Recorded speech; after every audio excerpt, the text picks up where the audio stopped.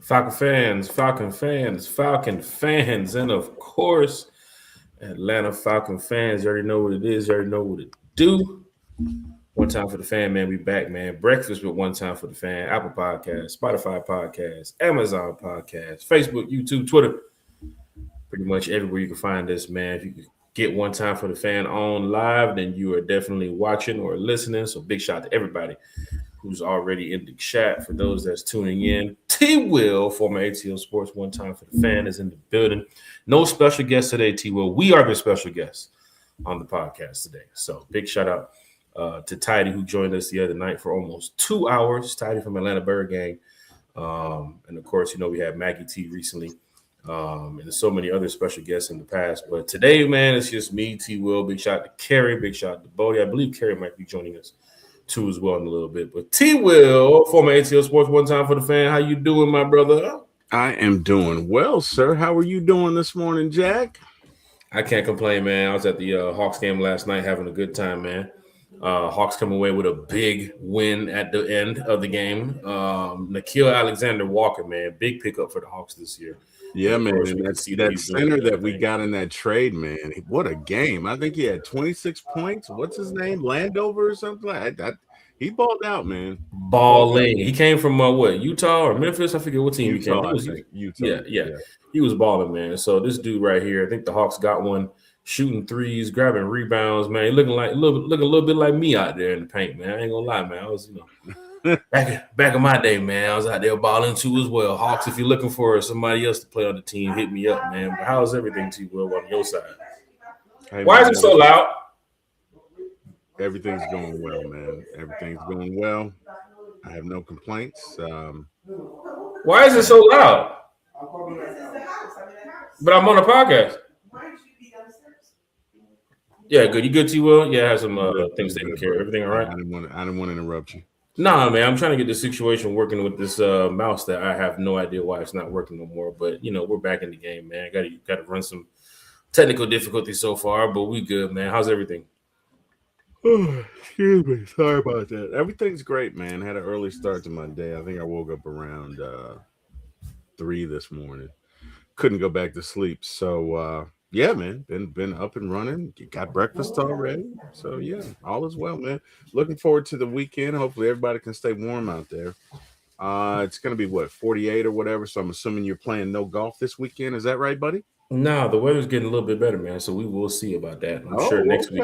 Okay. Next week we're definitely going to be out there with that. But I mean, the sun is out, so whenever the sun is out, the clubs can come out. You never know, T. Will. I mean, I've been around some golfers that play in, some 40-degree temperatures, 50-degree temperatures. So if they do decide to get out there today or tomorrow or Sunday, if I have the opportunity to get out there, then I'll try to make myself out there. But today, T. Will, man, we got to talk some Falcons football, man. A lot has happened in the past few days. Of course, we had a great conversation with Tidy from Atlanta Bird Gang, talking a little bit about, Matt Ryan's comments about Michael Penix. And, of course, the fan reaction in the chat was a little wild, I must say. I figured when you talk about, the starting quarterback here in Atlanta, of course, everybody has their opinions. And we try to do the best to put everybody's comments on the screen. And of course, we love doing that here at One Time for the Fan. But sometimes it gets a little overwhelming with the comments. And it was kind of difficult to read over 200 plus comments, plus get, the topics out, the talking points and everything. So today, if you are here and you do have some questions or you want to put your comments on the screen, fans, we're going to do our best to get through everybody's comments, man. But big GM situation with Ian Cunningham. Big shout out to Ian, hometown kid back in Atlanta. What else we had? Matt Ryan just doing a great job in his first month as the president of football operations here for the Atlanta Falcons. And we're going to get into a little bit of everything today when it comes to these Falcons, man, because Breakfast with One Time for the Fan is here. Falcon fans talking Falcons football on a Falcons Friday. So feel free to tag your Falcons friends. Feel free to tell your Falcons family that Breakfast with One Time for the Fan has begun. T. Will. Yes, sir. I do want to get into former ATL Sports real quick, though. How is everything going at former ATL Sports? I know you all have a big podcast Monday nights. You carry the Terry, Carrie, and Eric show. And y'all did a great job on Monday. What's going on this week? Any spoiler alert for what's getting ready to happen on Monday? Are we waiting for Falcon news, or is it going to be post Super Bowl show? Like, what's going on this Monday with you guys? Well, you'll have to wait and see, buddy. Like, I don't want to ruin the surprise. You'll have to wait and see. So I can't give you a future insight into it, but just suffice it to say, it might be a little bit of everything. Might be a little bit of Super Bowl, a little bit of Falcons news. Fun times, right? But one thing, rest assured, we will be there 6 p.m. on Monday night, ready and willing to go. So yeah, man, super excited. Having a lot of success with it, and love serving this community of Falcon fans. So whatever we can do to stay in there, buddy, that's what we're gonna do. Yeah, what's up, man? That's what's up. Well, Falcon fans, we are here, man, and I'm sure you have your questions for T. Will and myself. So be prepared for the questions from the chat segment, which is going to happen pretty much near the end of the show. But then again, we do have some first timers who jump in here and post some questions too as well. So we'll try to get to those. But for fans that just want to ask those questions, the last segment of the show is going to be questions from the fans. So 82 Monte Carlo, man, we'll get to the fans in the stands here before we get to these topics, man. 82 Monte Carlo, I'm watching T. Will last show, late night, early morning. I'm off today, fellas. Big shout out to 82 Monte Carlo in the chat. Day off, Carlo. Hey, big shout out to 82 Monte Carlo, man. Gotta enjoy the day off. I believe today's my day off too. I'm trying to check and see, man, because it's random. I might get a text in a minute that's like, hey, you available? Nah, I ain't available, man. I'm trying to go out here enjoy my day, man. Plus, I got a little hangover from the Hawks too as well, so I'm trying to get through that, man. That game last night was lit, bro. Looked like you were having fun, man. So good for you. You definitely look like you had a good time, buddy. Living life, man. That's what you're supposed to do. DJ Big is in the chat. Big shout out to DJ Big the chat. Megan Wright is in the chat. Big shout out to Megan Wright too as well. What up, Megan? Let's see. Hucklebuck is in the chat. What's going on with Hucklebuck over here? Who's who Hucklebuck is? MP. No idea, sir. I have no idea. But you know what? All that matters is he is a fan of this show, and we will treat him accordingly, as we love all the fans of our show. I don't have to know who he is. All I have to know is that he's a one-time for the fan, and he's all right with us, Jack. Because I know you have your cousins, and a lot of people jump into the chat. Remember, you had your boy who was in here the other day. Carrie was asking, anybody know who that is? And T was like, that's my cousin. Yeah, that's my cousin from way down south. So Chucky has the funniest voice, man. Chucky and his dad both have like this deep voice. I mean, deep. Like, I don't know, scrape the paint off the wall deep. You know what I mean? So it's just, I don't know. It's very. I love to hear Chucky talk because it's funny. But anyway, hey, big shout out to Hucklebuck in the chat, man. We got a celebrity in the chat. Also have a content creator. Winston Thornton is here in the chat. He said, "What's going on?" Paneling chat. Smash that like button. It's somewhere around here. I don't know if it's YouTube or whatever you're looking at, Twitter or whatever. You can hit the repost button. You can hit the retweet button. You can tell your Falcons friends, tag your Falcons family, YouTube, like, Facebook, like. It goes a long way, man, especially when you're going through these algorithms and stuff. So other fans that are part of the Falcon community can tune into One Time for the Fan. Big shout out to everybody who's been here since day one. Big shout out to all the fans who been tuning in recently. Got a lot of new fans too as well who's been popping into the show. And T. Will, I mean, we got a lot of subscribers that I'm seeing recently from other fan bases. So I guess some people just want to talk Falcons football in NFC North side or NFC East side or AFC side. I don't know, but apparently we've been getting some other subscribers from different fan bases. So at One Time for the Fan is growing. So big shout out to everybody who rocks with us, and we definitely rock with you too as well. Nando Barrington is in the chat. He said, "What's good?" And Jack, the fans and the stands are in here, and we just love getting to the comments. We got Hazley in the chat. What's what he said? Is Richard say the most Hawks #1 pick of all time? T. Will, I'll let you answer that one. What you think about Zach, man? To be determined. the young fellow has talent, but he's not put it all together yet. I've seen him have some great games. I've seen him have some bad games. A game like he had last night. So, right. But again, he is a rookie, he's still putting it together. Let's see where the young man goes, right? Right. And to that end of rookies, right? Been a lot of talk about Michael Penix lately. Is he the quarterback of the future? Is he, can he bend down? Can he, take snaps under center? Should Can he take snaps under center? Should we keep the spot open? Should we go out and get somebody else? And I had a few conversations with some folks yesterday. One of them was an interesting conversation, but did a little soul searching last night, and after a little focus, a little prayer, I really thought about Penix has the 17th most passing yards in NCAA history. Mm-hmm. I'll say that again. 17th. So top 20, right? Passing yards in the NCAA ever. Even with the 2 years he was injured and missed, still accomplished that. Mm-hmm. Right? So that tells me the kid has talent. There's no denying his talent. Number two, he came here in the midst of chaos, right? He was drafted number 8 by a team who already had a quarterback that they had paid $180 million. And whether you're on the side of it or where you're not, he was drafted. He was drafted number 8. He was drafted number 8 for a reason. And I think a large part of this is providence, destiny, whatever you want to call it. I don't think Penix is done here. I think when it's all said and done, Penix is going to have something to say about it. And I think Penix is going to prove a lot of his naysayers wrong. I want to follow up on that too as well, because the other night we did start the podcast with a curveball question for Tidy, because we was going over our topics, and right, the chat got involved really quickly because Stephen A. Smith's comments about Michael Penix, and of course they did talk about some other things on different shows too as well. You turn on the radio, you kind of hear the same thing too as well.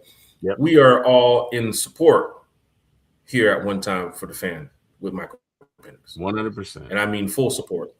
100%. Same like Matt Ryan, same like I believe Kevin Stefanski, same like the organization. 100, probably 200% in support of Michael Penix. And we do hope that he does not even just prove the haters wrong, or just really change this organization for what we had in the past with Matt Ryan, to then those years away from Matt Ryan of not having a solid quarterback, to now getting back to a guy like you mentioned, who was one of the top players coming out of college. And of course, injuries happen for a lot of players in the NFL. Happens for too many players. But that's why we always sit back here and One Time for the Fan. We hope and pray that they finish the season healthy. They finish these games healthy. They go through their days and, take care of their bodies. And of course, they're ready to go out there and compete. But this is a physical sport too, as well. We have to know that. Even you see in training camp, there's some guys getting healthy. Braylen Trice, who, of course, we've talked about it here on One Time for the Fan. A lot of fans want to see what Braylen Trice can do, because he was a solid player coming out of college. Only problem is he never even made it to week 1 yet in the NFL, which is kind of difficult, because we really hope the Falcons can, use Trice in a way that fans can see what they saw when they drafted him. Yeah. So big shout out to, Michael Penix Jr., the Instagram post that he put up the other day too as well. Yeah. Was it in response to Stephen A. Smith? I think it was. I think it was, but I just kind of want to echo some sentiments here. Michael Penix, if we had a better defensive coordinator in 2024, and if Raheem didn't get the stupid head in that game against Washington, he could have been easily 4-0. Mm-hmm. Easily 4-0 in those first few games. Could have made the playoffs. If Raheem didn't have an emotional bank for which Koo could appeal to, we could have won that first game against Tampa Bay. And that has nothing to do with Penix. That is not his fault. Mm-hmm. 100%, right? You go to So the Patriot game too as well. We missed the extra point. Came back from 13, 14 points in the second half. Correct. Defense was balling on Drake May. I mean, they couldn't stop him. So correct. So, I know that as the quarterback, as the lead dog, so to speak, when you win, you get all the glory. When you lose, you get all the hate. I understand that that's a part of it. But I guess what I'm saying is this kid's a rookie. He's human. And he's experiencing some things he had never experienced because Atlanta is little New York. Atlanta is little LA. Atlanta is a mega city. With media-wise, we're not like New York though with their media. Like we cover ATL Sports pretty good. I'm like not the community is pretty good. Not with their media, but definitely with the social media, Jack. Right. Social media, right? Social media is a new dynamic that these young players have to deal with. That honestly, in my day, we didn't have to deal with that. Right. We didn't have to deal with that. And so that is an extra hurdle. And all I want to say to Penix is, man, just focus on your game. Just ball out, bro. Don't worry about what they say because at the end of the day, the same ones who hate you will be the same ones who praise you when you step out on that field and do what you need to do. You are still talented, Michael Penix. Right. Nobody can take that away. And furthermore, Michael Penix, you were drafted 8th on purpose. It was destiny, and God opens doors that man cannot close. So it doesn't matter what these people say, doesn't matter what these people do. They're not going to get you up out of here. You just focus on what you need to do, which is getting that knee better, studying the playbook, getting ready to come out. And when you come out, you show out. Right. And I already know and believe in you. So, my thoughts last night were, Jack, it's a different world than what I grew up in. And it's easy to say, oh, just don't go on social media. But social media is there for us. I go on social media every day. Right. You know what I mean? We podcast stuff on social media. So to a certain extent, it's kind of hard to say that.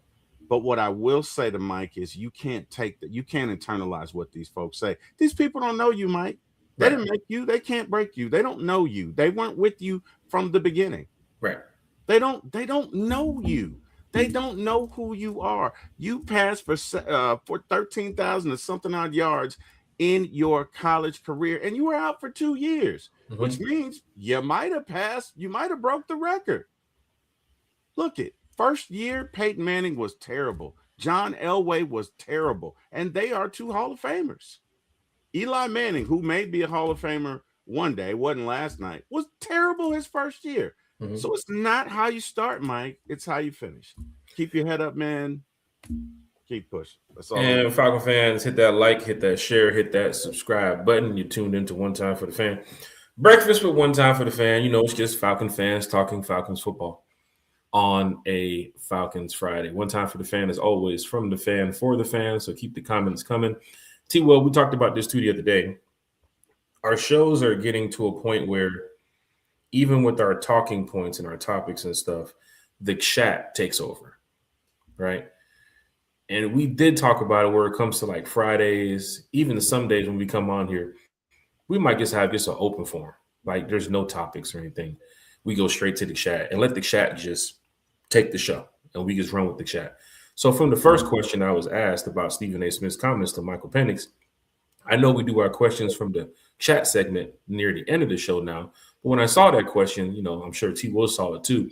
It just opened up the door for us to have that quick Michael Penix conversation because I'm not hearing too many Billy Bowman comments on social media.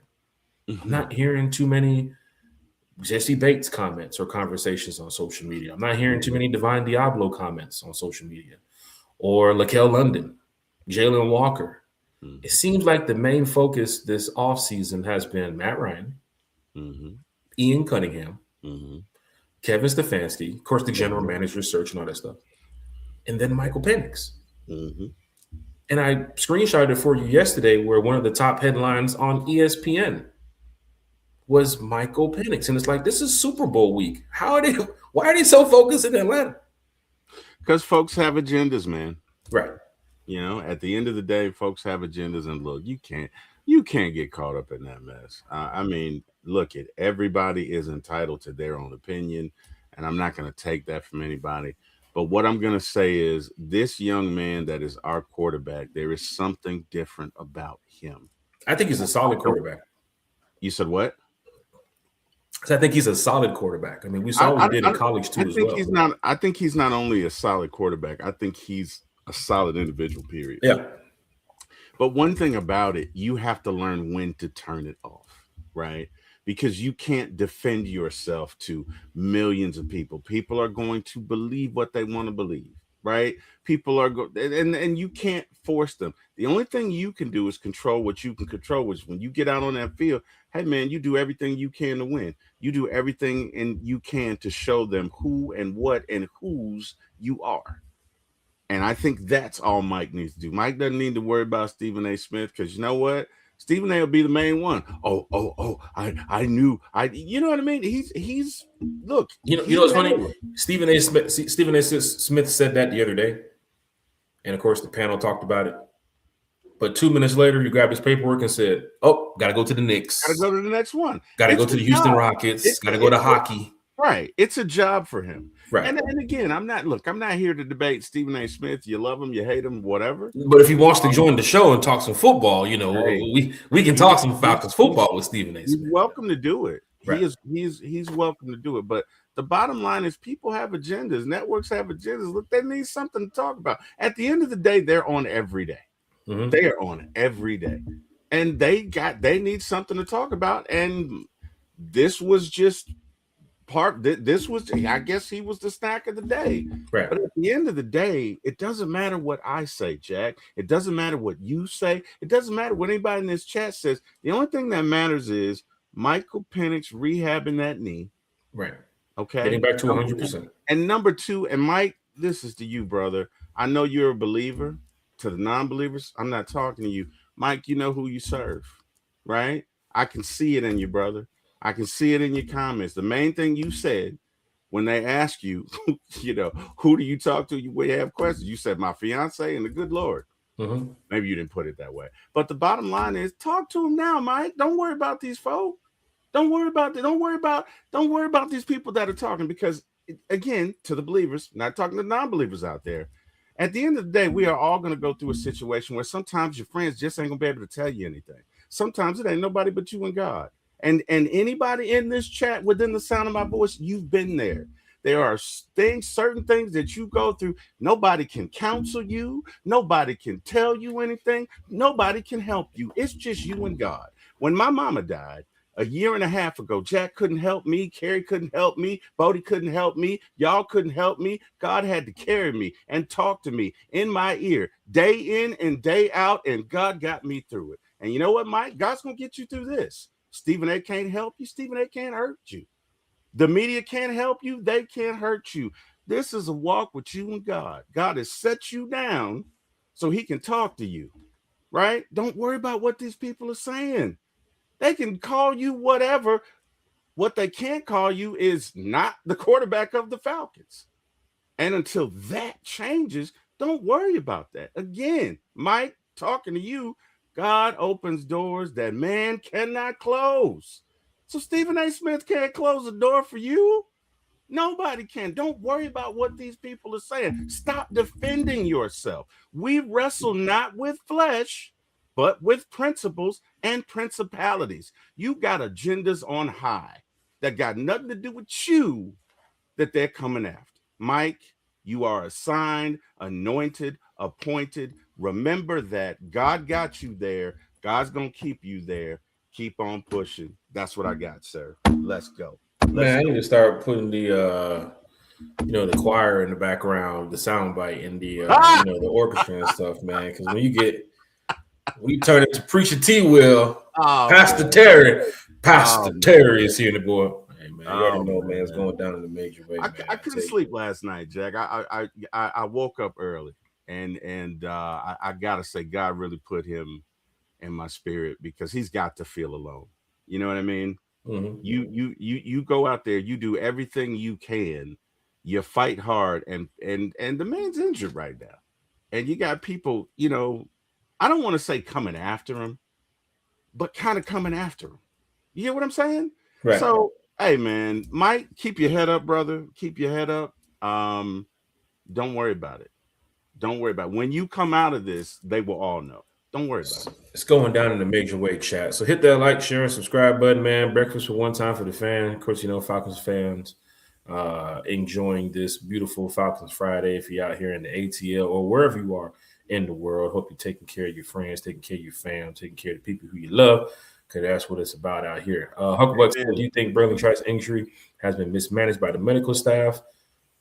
I think, Bralen Trice, he's in a situation where he just needs to get healthy. He's same like Michael Penix, right? And when he does get back healthy, we could see another James Pierce Jr. We could see another. Who knows if he doesn't have that Caden Ellis in him that we've been looking for too as well. I mean, Bralen Trice, look at his college tape. When the Falcons drafted him, there was a reason. Only problem is now dealing with the injury, it's even tougher when you miss 2 years back to back. Mm-hmm. So for us here in Atlanta, I know we want to see the healthy Bralen Trice. Let's just say when he gets out there during OTAs or gets out there during training camp, that we do see that. Now, of course, with the medical staff here in Atlanta for the Falcons, they're going to have to take things a little bit slower with Bralen Trice. You just can't rush him out there and let him do certain things because you don't want to re-injure anything that could possibly still be injured. So I think for Bralen Trice, it's about taking it one day at a time when you get back out there on the field, not going 300-400%, doing all that other stuff. I think he's still going to be a part of the Atlanta Falcons because he hasn't got a chance to really take a snap for the Atlanta Falcons. The Troy Anderson situation is also a bit tough too as well because for Falcon fans, they were like, bro, Troy was a dog on that field. And they drafted him out of what? Montana State. We've seen Troy play. We know what Troy's ability and potential could be. But now it's like, what happened with Troy Anderson? Of course, injury is one thing too as well, but there were some plays where fans were like, they ain't the same Troy that we drafted. What? Casey Washington was another one where fans were sitting over here like, man, we can't wait to see Casey. We can't wait to see Casey. Then a bunch of healthy scratches. Could it have been the coaches too as well, giving him the healthy scratches? I don't know. There was a couple. I think he had a concussion, or he had a couple injuries too as well. But when Casey got into the game, the Falcons regime back then wasn't using Casey to his full ability. I think he's a phenomenal receiver too as well. But it's a business, you know what I'm saying? And I'm sure the Falcons are looking at it as, hey, we can get another Casey Washington ×2 in the draft this year, or we can get another person who can come in here and fit this wide receiver core a little bit better. But for Bralen Trice, I really want to see him get some snaps here in Atlanta. It would be kind of tough. He was that dude in college, man. Oh my God, bro! Look at I swear his college tape coming out of it. I mean, him, Dorless, Rook Aurora, those type of guys. I mean, if you're adding Trice, let me tell you something. 100% healthy Bralen Trice with this defense. Oh my God, T-Will, it's gonna go crazy. With Jalen Walker and James Pierce, that's gonna be ridiculous.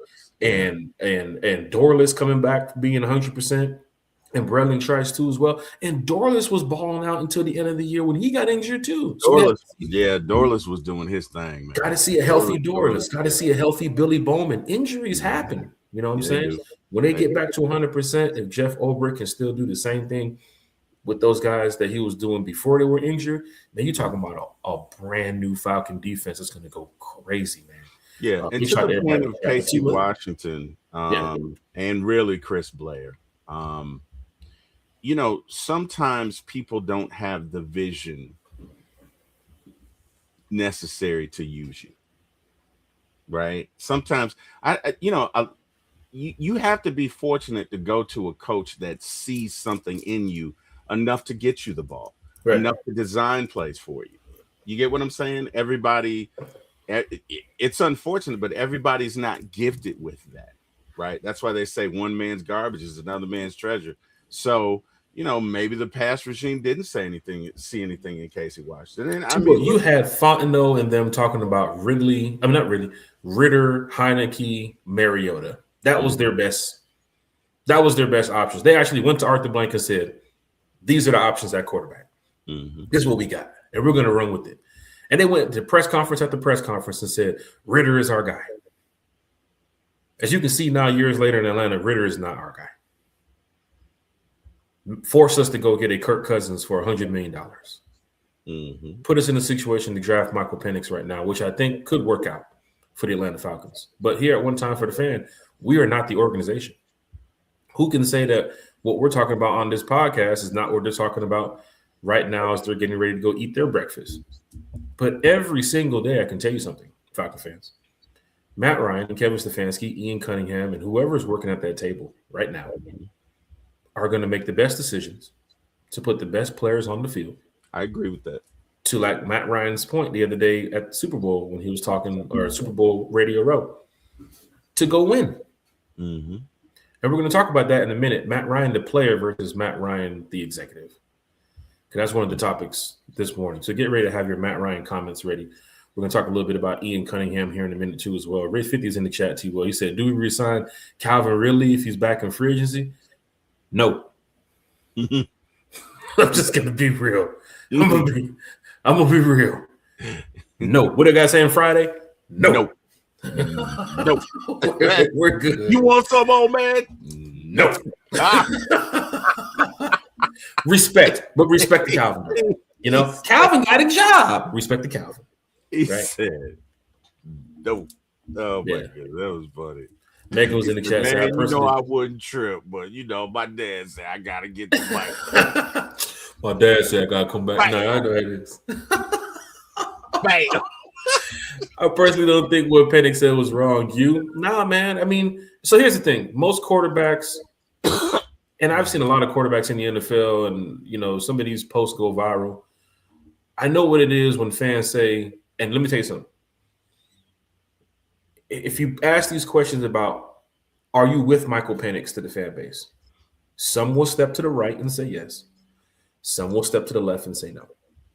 They will say, hey, are you with Kevin Stefanski as the head coach? Some will step to the right and say yes.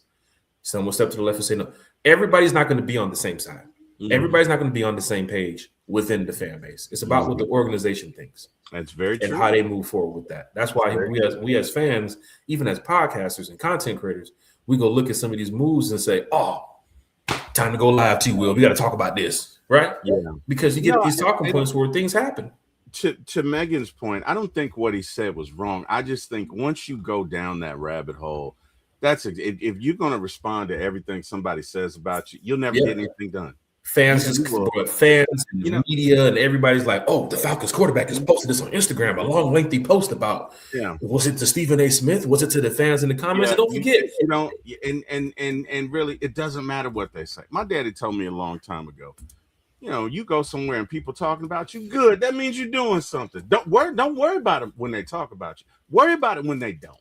Right. Worry about it when they have nothing to say about you, because then you're insignificant. Because then you're not on anybody's radar. People are going to talk about you. That is a fact of life. Okay.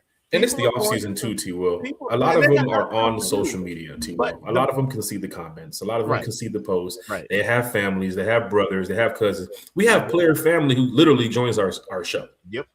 We literally have player family who watches our show. They're in our chat. They talk football with us. Who's to say, hey, bro, look, come look at this. You know what I'm saying? But that's where you got to check them, and you got to be like, look, man, you got to be focused. You got to be focused. Let's use us for an example, Jack. Sometimes people make comments that are not flattering to us. Okay. Mm-hmm.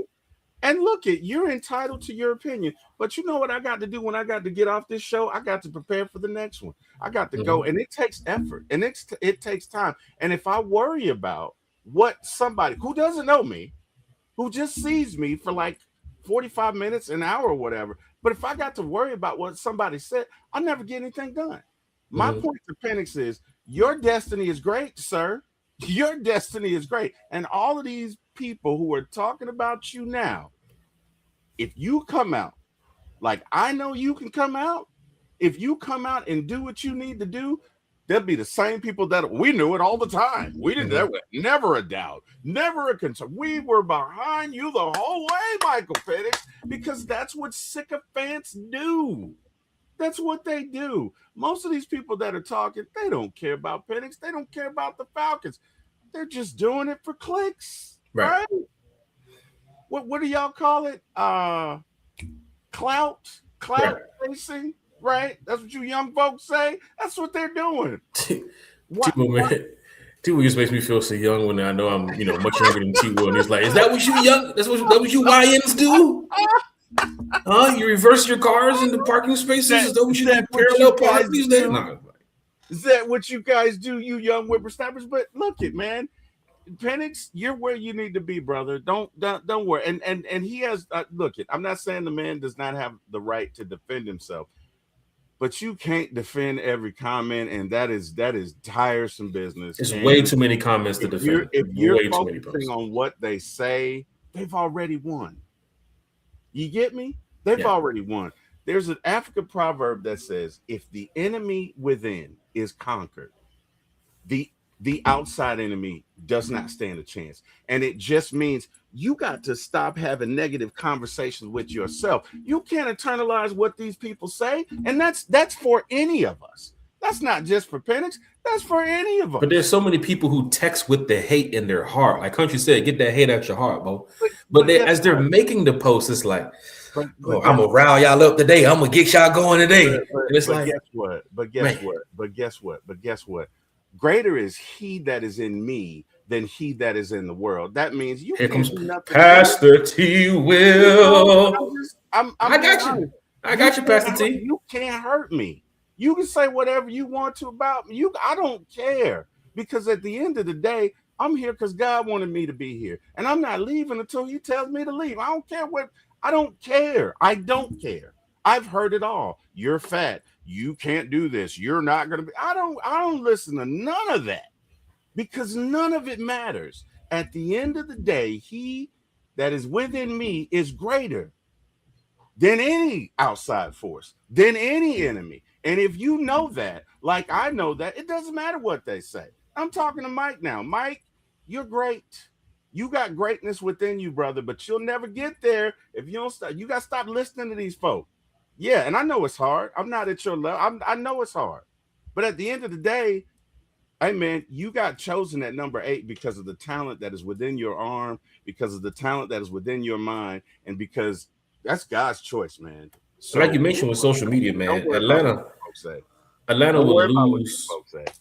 Atlanta will lose the game, but they will win the petty. They will go to social media and win the petty. But guess what?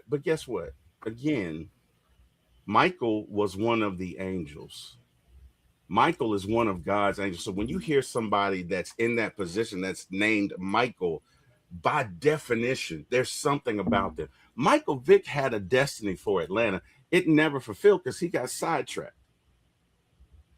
But guess what? We got another number. We got a number 9, a Michael, a second Michael, who's also left-handed, okay? Who's got a big destiny with us, who can get us to and through a Super Bowl. But we'll never get there if we worry about that sucker-ish.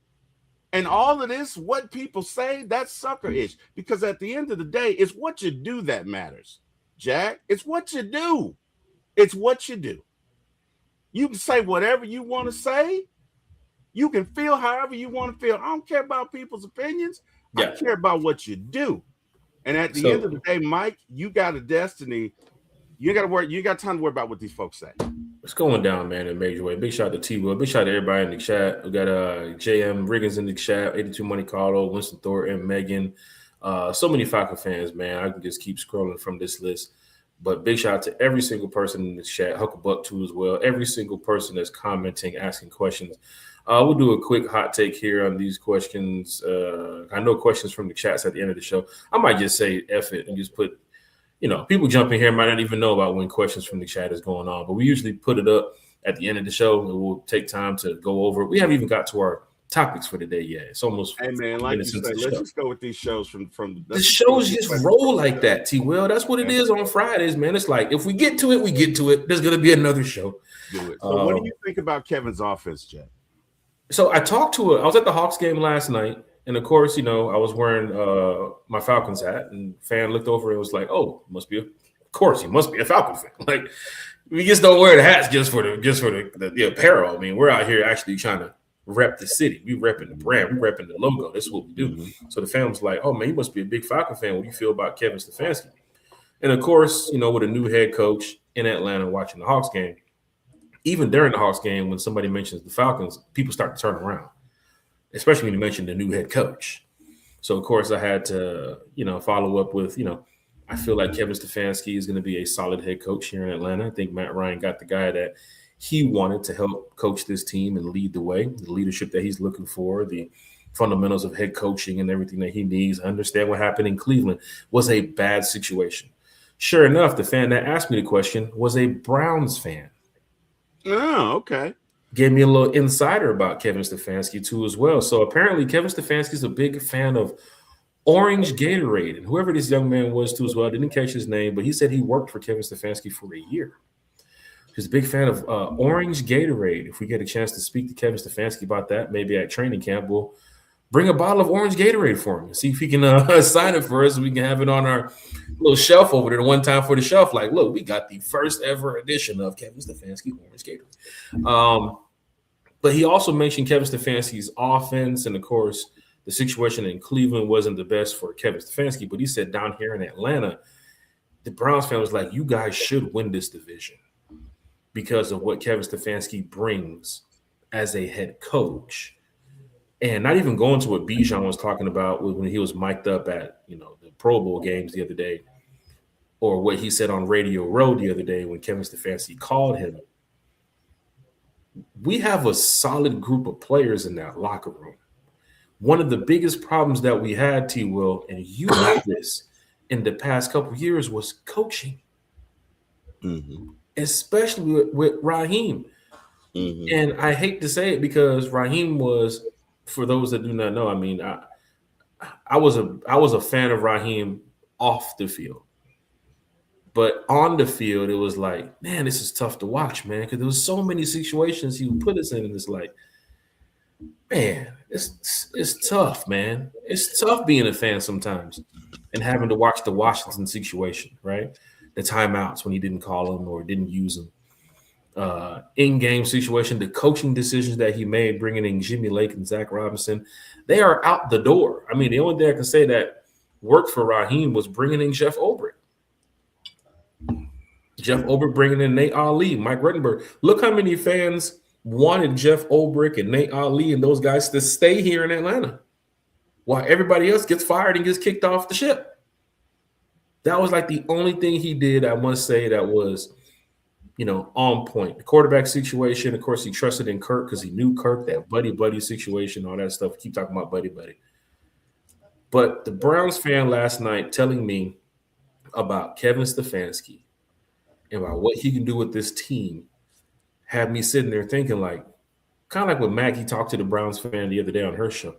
These are Cleveland fans telling Atlanta fans how good our team could be with Kevin Stefanski. Look how bad the Brown situation was for a head coach after Stefanski left. I think we all get it now. Stefanski wasn't the problem. The problem is within that ownership, is within that group over there that's running the Cleveland Browns. Now he comes over here to Atlanta with some very good front office folks when it comes to Arthur Blank, Greg Beatles,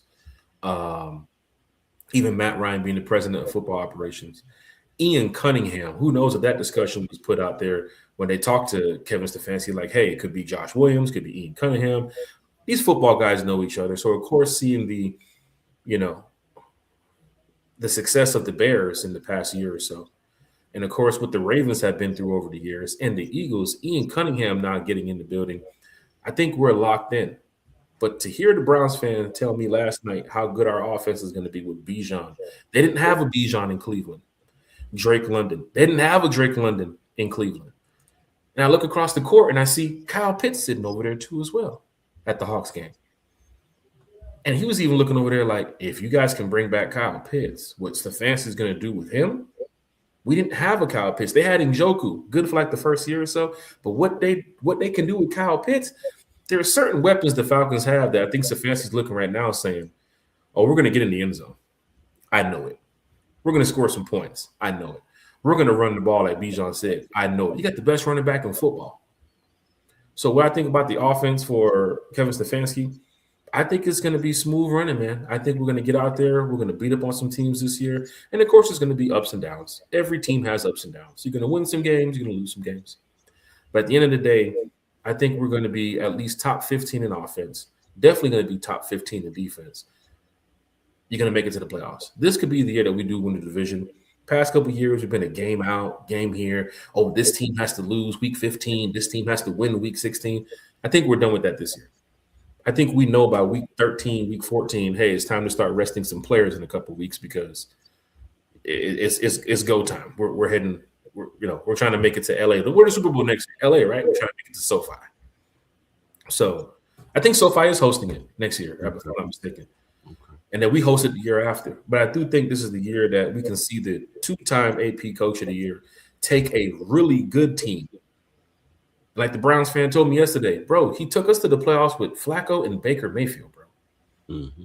Like, look at the team we had. Well, to give Baker his respect, Baker's a God, let's not get Baker in here calling us buddy and pal now. No, I'm just saying, man, Baker's a competitor. Okay, I mean, love him or hate him, the guy's a competitor. So, I mean, he did take them to the playoffs, and rightfully so. Baker's a good player, but what I'm really excited about is so much. Wait, go back to that question for me, if you don't mind. Oh, the question? Okay, yeah, big shout out.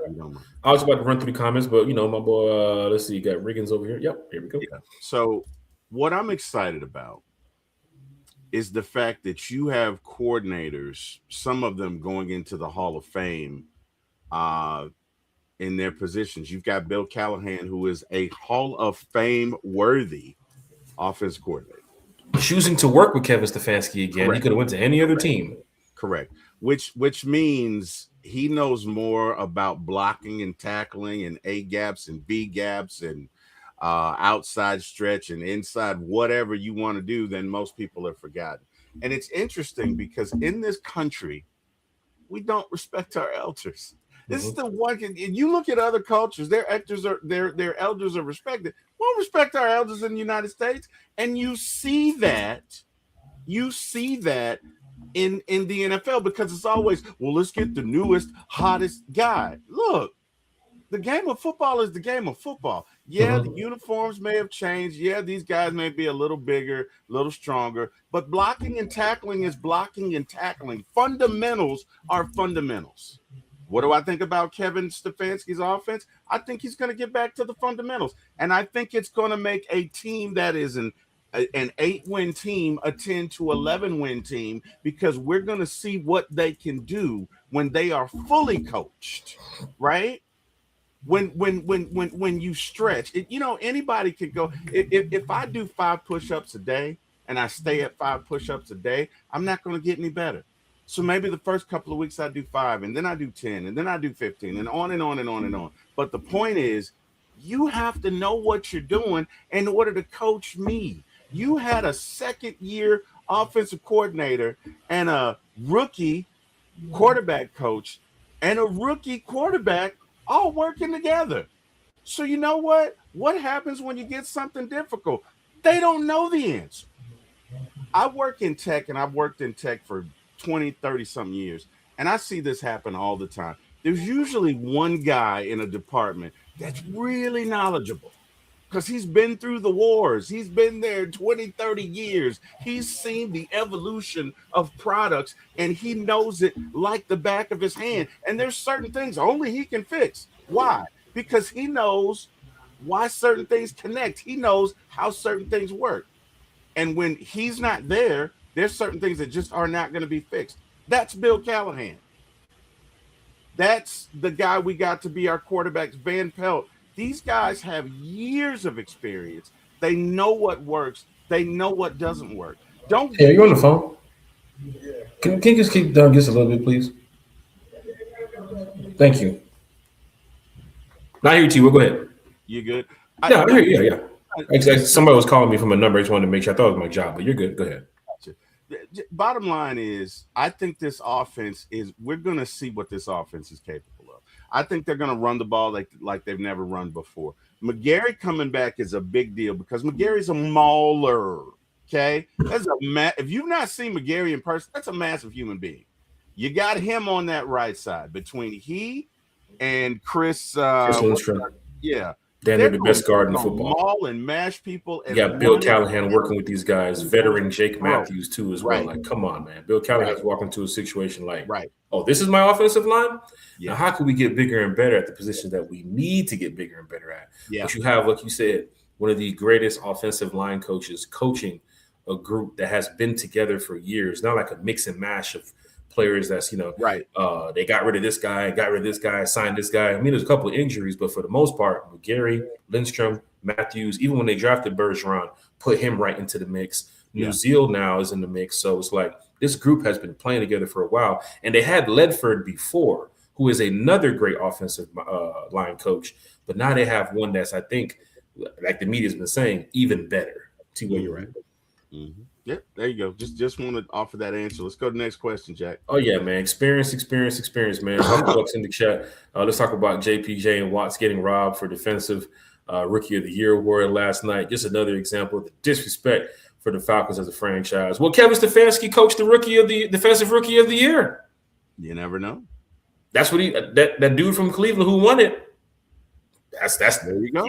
He was under Stefanski. There you go. So hey, maybe I mean, I know the disrespect for Jalen Walker and James Pierce Jr.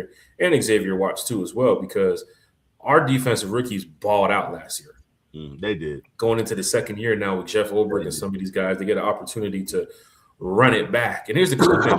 We're not worried about contract situations for these guys for a couple of years. So we're talking about running it back with these guys in a way where, man, you could have, I'm telling you, looking at the Eagles defense a couple of years ago when they went to the Super Bowl, remember a lot of those young Georgia boys they had over there too as well? Mm-hmm.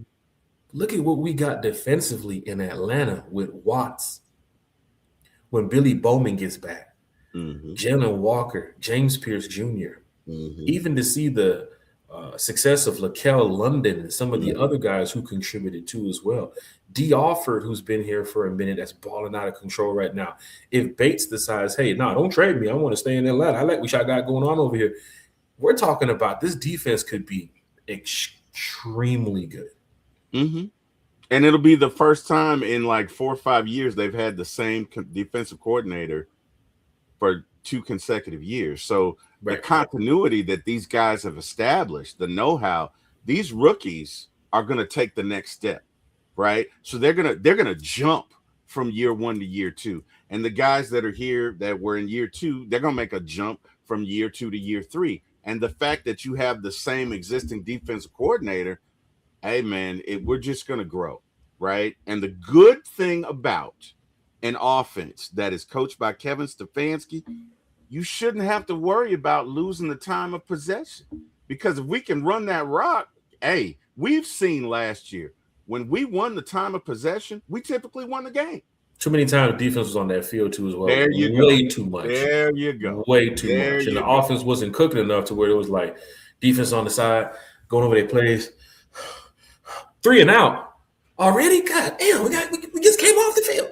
Mm-hmm. So let's get it back to where the Falcons need to be. Plus, we're big Matt Ryan guys. Matt Ryan spoiled us in those years where it was like, oh look, 80-yard drive, 7 minutes of time of possession off the clock. Yeah. All right, defense, get back on the field now. Versus last year was like, bruh, 2 runs and an incomplete pass, and now it's time to punt. What just happened? Yeah. And Zach Robinson's over there. He don't even know who's in the game. Who's that quarterback? Anybody? Zach Robinson didn't know, man. And we got to face Zach Robinson 2 times a year. I said it in the chat the other day. We got to play Zach Robinson twice a year. We got to play San Francisco with Kyle Shanahan and Raheem next year. We got to play the Cleveland Browns with Shedeur and Kevin Stefanski's old team next year. We got to play the Chicago Bears where Ian Cunningham came from next year. There's going to be a lot going on with this Falcons franchise next year. I can't wait to see how they set the schedule up. Also, we got a couple outdoor games too as well. We got to go to Green Bay, which I was talking to a Packer fan last night saying, you better hope you don't play Green Bay in December. It's going to be cold for you indoor fans. It will be pretty cold. Last time I think the Falcons played there in December was when during the Vic era. You know what travels well, Jack? But running the ball in defense. So if you can run the ball, we already know we can play defense. We can run the ball. That's no problem. You got to worry about it. We can run it down your throat. We got to throw it. We can run it down your throat. So it's going down in a major way. Larry's in the chat. Big shout out to Larry. I'm gonna be honest. I think all of injuries was mismanaged, and I think it was getting rushed back. The Mooney situation was definitely tough to watch, knowing that he was clearly still injured, and Raheem smokescreened that too as well. I think even some of the routes. I think I was telling T-Will, like, why are they not throwing to Mooney in the middle of the field? A lot of routes was like him running out of bounds and him running near the sideline. You can't take that hit. You know what's going to happen. He takes that hit. He back out there for the next 13 weeks. They didn't want that to happen. And I was there at camp when he got injured. When he caught the pass, or went for the overhead pass, the dude and he goes down and he gets up. You can see it on his shoulder a little bit right there. I ain't gonna lie, man. Mooney healthy was a solid number 2 for us. Was a beast. Well, it is solid. You know what I mean? But that's I don't think the sin was Mooney not being healthy. I think the sin was that your depth chart was not leveled out where it needed to be. Right. So case in point, we know the guys like Bijan, we know the guys like Drake, the guys like Pitts, they're the top, right? But where's your bottom floor? Like the last guy on the depth chart, what can he do? And does he fit a certain standard? And do you have the coaching staff to coach him to where he needs to be? Because injuries happen. That was the sin. And last year, it was tough to see the coaching staff. You got Drake London over there yelling at TJ Yates. Well, not only that, your best receivers over there yelling at the wide receivers coach. You fired Ike Hilliard in like game 4, right? Ray also wasn't on the team. Jamal Agnew, after he fumbled the punt in the Jets, they cut him the following week. But then you're forced with Devin Tompkins and what's the guy's name? Stills? I don't know, but you didn't have a reputable. You didn't have a wide receivers coach. I'm trying to be nice, but you did not have an established wide receivers coach on that team, and it showed, right? Because again, the Eagles won the Super Bowl with a backup quarterback. Mm-hmm. The New York Giants won a Super Bowl in the 80s with with Hostetler, who was a backup quarterback. Why are you able to do that? Because there's a standard, there's a level that no matter who comes in there that we're going to coach up to. And we didn't have that. And that's the sin, right? Injuries happen. They happen.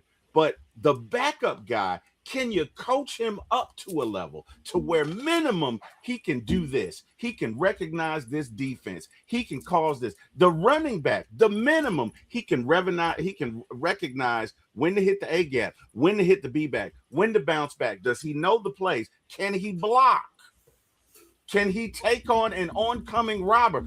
The barrier, the bottom level was not where it needed to be because you didn't have the coaching staff to establish it. Which T-Well, to your point, even this year, the backup quarterback situation has been one of the most important roles, I think, in the NFL. You can see it with the Denver Broncos. Yep. They were rocking and rolling with Bo Nix. Yep. Until Bo Nix went down. Yep. And then they had to go play the New England Patriots, who still had their starters in, going up against Jared Stidham, whatever his name is. Something like that, yeah. And even watching that game was like, Broncos fans went into that game thinking, we have to hope and pray we win this game. If they would have had Bo Nix, could have been a different decision. Could have been a different outcome. Yeah. But they went into that game thinking, man, when was the last time we seen Stidham in the game? When was the last time Sean Payton even know he's on the roster at this point? Mm-hmm. Went into that game, and I looked at it, and I said, the Patriots finna win this game. They're going to win it. You know, I hate saying that about the New England Patriots, but they're going to lose Sunday. But we knew that they were going to beat Denver. But the backup quarterback role is so big now. Even Atlanta's in that situation now to where somebody in the comments mentioned it. You need at least to have 2 solid quarterbacks, sometimes even 3 for some teams. 2 solid quarterbacks. Look at the San Francisco 49ers. How did Brock Purdy get into the game? Quarterbacks went down, got banged up, got injured. Mm-hmm. The backup role is so important right now in the NFL. That's why the Falcons have to make the right decision of who the bridge is going to be. I love hearing the Joe Flacco talk to as well. Joe Flacco speaking to the media about Kevin Stefanski, said he's going to do a good job. Can't wait to see what he's talking about. Mm-hmm. Certain things fans are looking at with the Pro Bowl with Joe Flacco. I ain't going to lie, Joe Flacco was out there throwing dimes. It was flag football, but he was throwing some dimes now.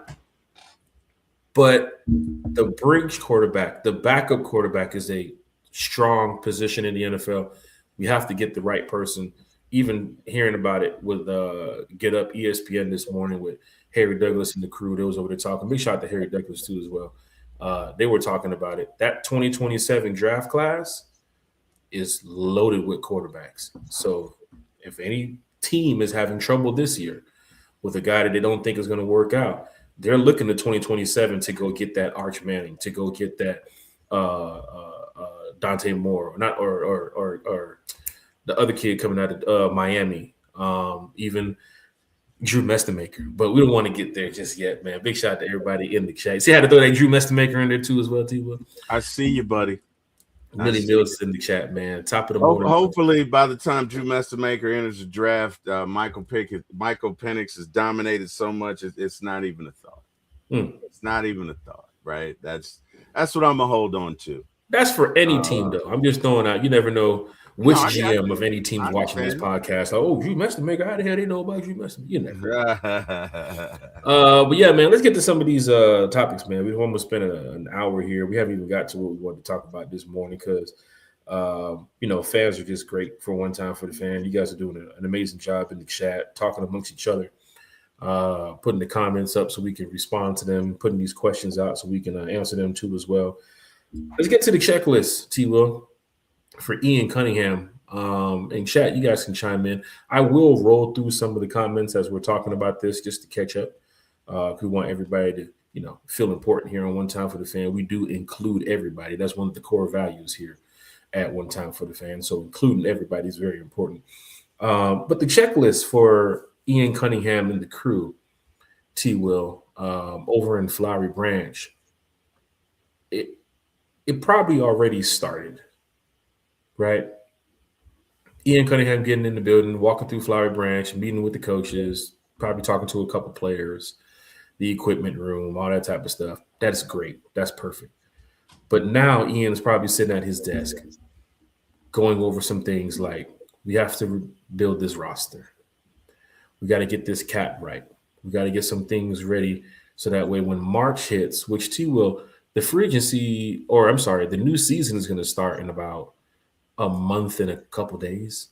Yep. It's already February 6th. Yep. As many can see right now, it's time to start preparing for Christmas time because the year is moving by pretty fast. Mm-hmm. So February the 6th already, next month, new season begins. T-Will, they have to hit the ground running. I think the first thing that's on the list for Ian Cunningham would be re-signing players.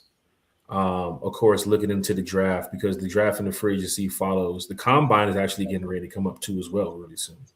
Senior Bowl just happened. Mm-hmm. Jack, can I interject something? I think the first thing is let's ascertain who's going to stay, right?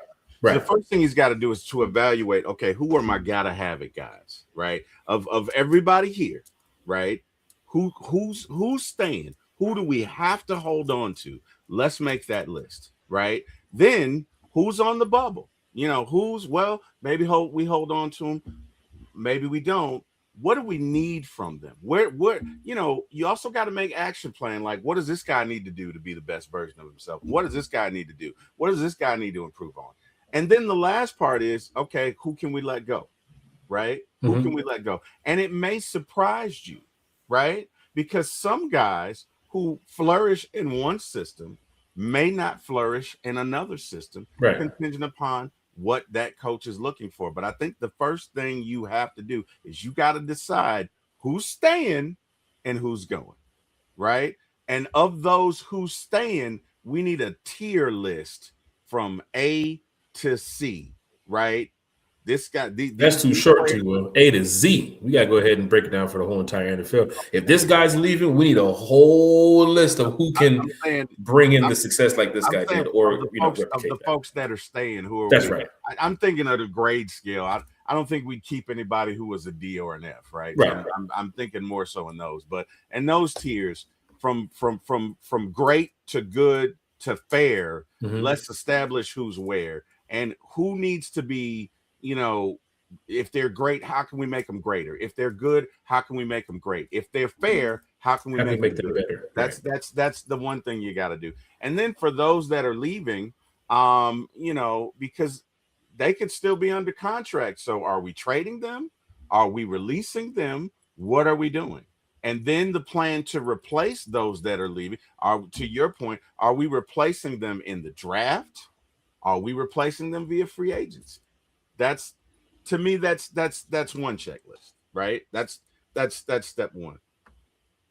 T-Will, when you're going into your pastor mode, man, the chat loves it. Some people have invited you out to church. Of course, Antonio Henderson said, "Can we get an A and B selection from the choir?" Then we'll have Pastor T-Will bring us the message. Amen. Doors of the church are now open. T-Will, you really go into Pastor T-Will. You go into that mode, T-Will, and I gotta give it to you, man, because you talk football, but then you really break it down for people that might just come in here just strictly for football, like how we had the other day when people brought the racism comments about Kevin Stefanski, how you had to break that down, and of course even going back into your old football days when you was playing football too as well, and then going back to you being a Falcon fan since the 70s and the 80s, where fans do not even know nothing about before the Atlanta Falcons back then, long before the internet. Right. Before cell phones. Oh my gosh, T-Will. Don't put yourself in that era now. They don't do that. I'm a fossil. Oh my god. Let's see. Fans in the chat are loving it, man. I'd like a fullback. I'd like a fullback. I think with this offense, you can get something with Charlie Warner. Yeah, you could make him an H. Right. Make him an H-back. He was something in that role for Zach Robinson a little bit. You saw that in the Patriot game when they motioned him a few times and, of course, line him up right there in front of Bijan. And he helped clear the way. Now, Charlie Warner, of course, is also going to be on that list because you could get that $4 to $5 million back if you decide to let him go. And then you have to go pick up somebody who can play the Charlie Warner role. Yeah. So going on the checklist, because that's what we're talking about right now, Falcon fans, Ian Cunningham's checklist, Matt Ryan's checklist of what to do when this new league starts. Some of the names that just come to mind are Kirk Cousins. I think that's the first one that they got to look at during that re-signing period. Do you want to cut him and bring him back? Is Kirk willing to stay here in Atlanta if they want to bring him back? Do they want to go find a starting job somewhere else? The money situation, of course, with the previous regime, overpaying Kirk, or I guess some people would say that's the price you had to pay for that quarterback at that time. Well, now let's look at it, Jack. It's coming back to kick us now. 40 it is, but $40 million at that time was pretty much the rate for a decent quarterback. Because mind you, Joe Burrow has a 55. Whoever got the last whether it's Burrow or Lamar, one of them has a $60 million contract. So if 60 is tier A, then 40 is what? Right? Mm-hmm. Right now, $10 million is bottom of the barrel quarterback. Right. Right? So it wasn't a great contract, but I don't think we overpaid. I think we paid for Kirk's skill set. I think the plan that we had was substandard. I think the plan for if Kirk gets injured, then what, right? Because if you're going into 2024 and you got a guy that's just coming off of, Achilles, then you better damn well make sure Penix is ready, right? Mm-hmm. But this is what happens when you try and focus on non-football things. Well, if we put Penix in, then the fans won't like it when we take him out. So what? You're trying to win games, right? Raheem and the crew are playing backwards. Correct. The plan to address this was bad because the ones in charge were capitulating to what they thought people wanted as opposed to running a football team, right? Which the development also wasn't there too as well. I don't think they were developing him correctly behind the scenes with Kirk. Yes, you learn from your starting quarterback and you hear those comments, oh, we're going to do everything we can to help him. And, we're in the playbook and we talk all the time. And a little bit different than actually going out there and developing a guy. I think you've seen it with Aaron Rodgers. You've seen it with Jordan Love, Brett Favre, some of those guys. I mean, you clearly see when it's time to go, it's time to go. Drake May, too, as well, getting thrown into the fire after the whole Gerard Mayo thing. And, of course, him having a bad first season. Drake May's second season, he is on the way to the Super Bowl. Bo Nix too as well. Sam Darnold, who's been a starter and a backup in different systems. And that's the funny thing about it. That's why you can't really give up on Penix.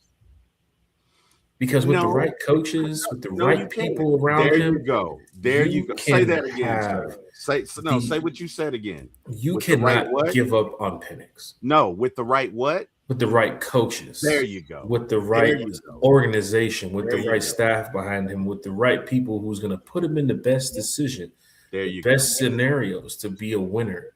You can see Penix next year in the playoffs, taking this team to the I'm about to go Eastern Conference Final, like we talking about basketball, taking this team to the NFC Championship. Look at CJ Stroud. Look at what he's doing in Houston.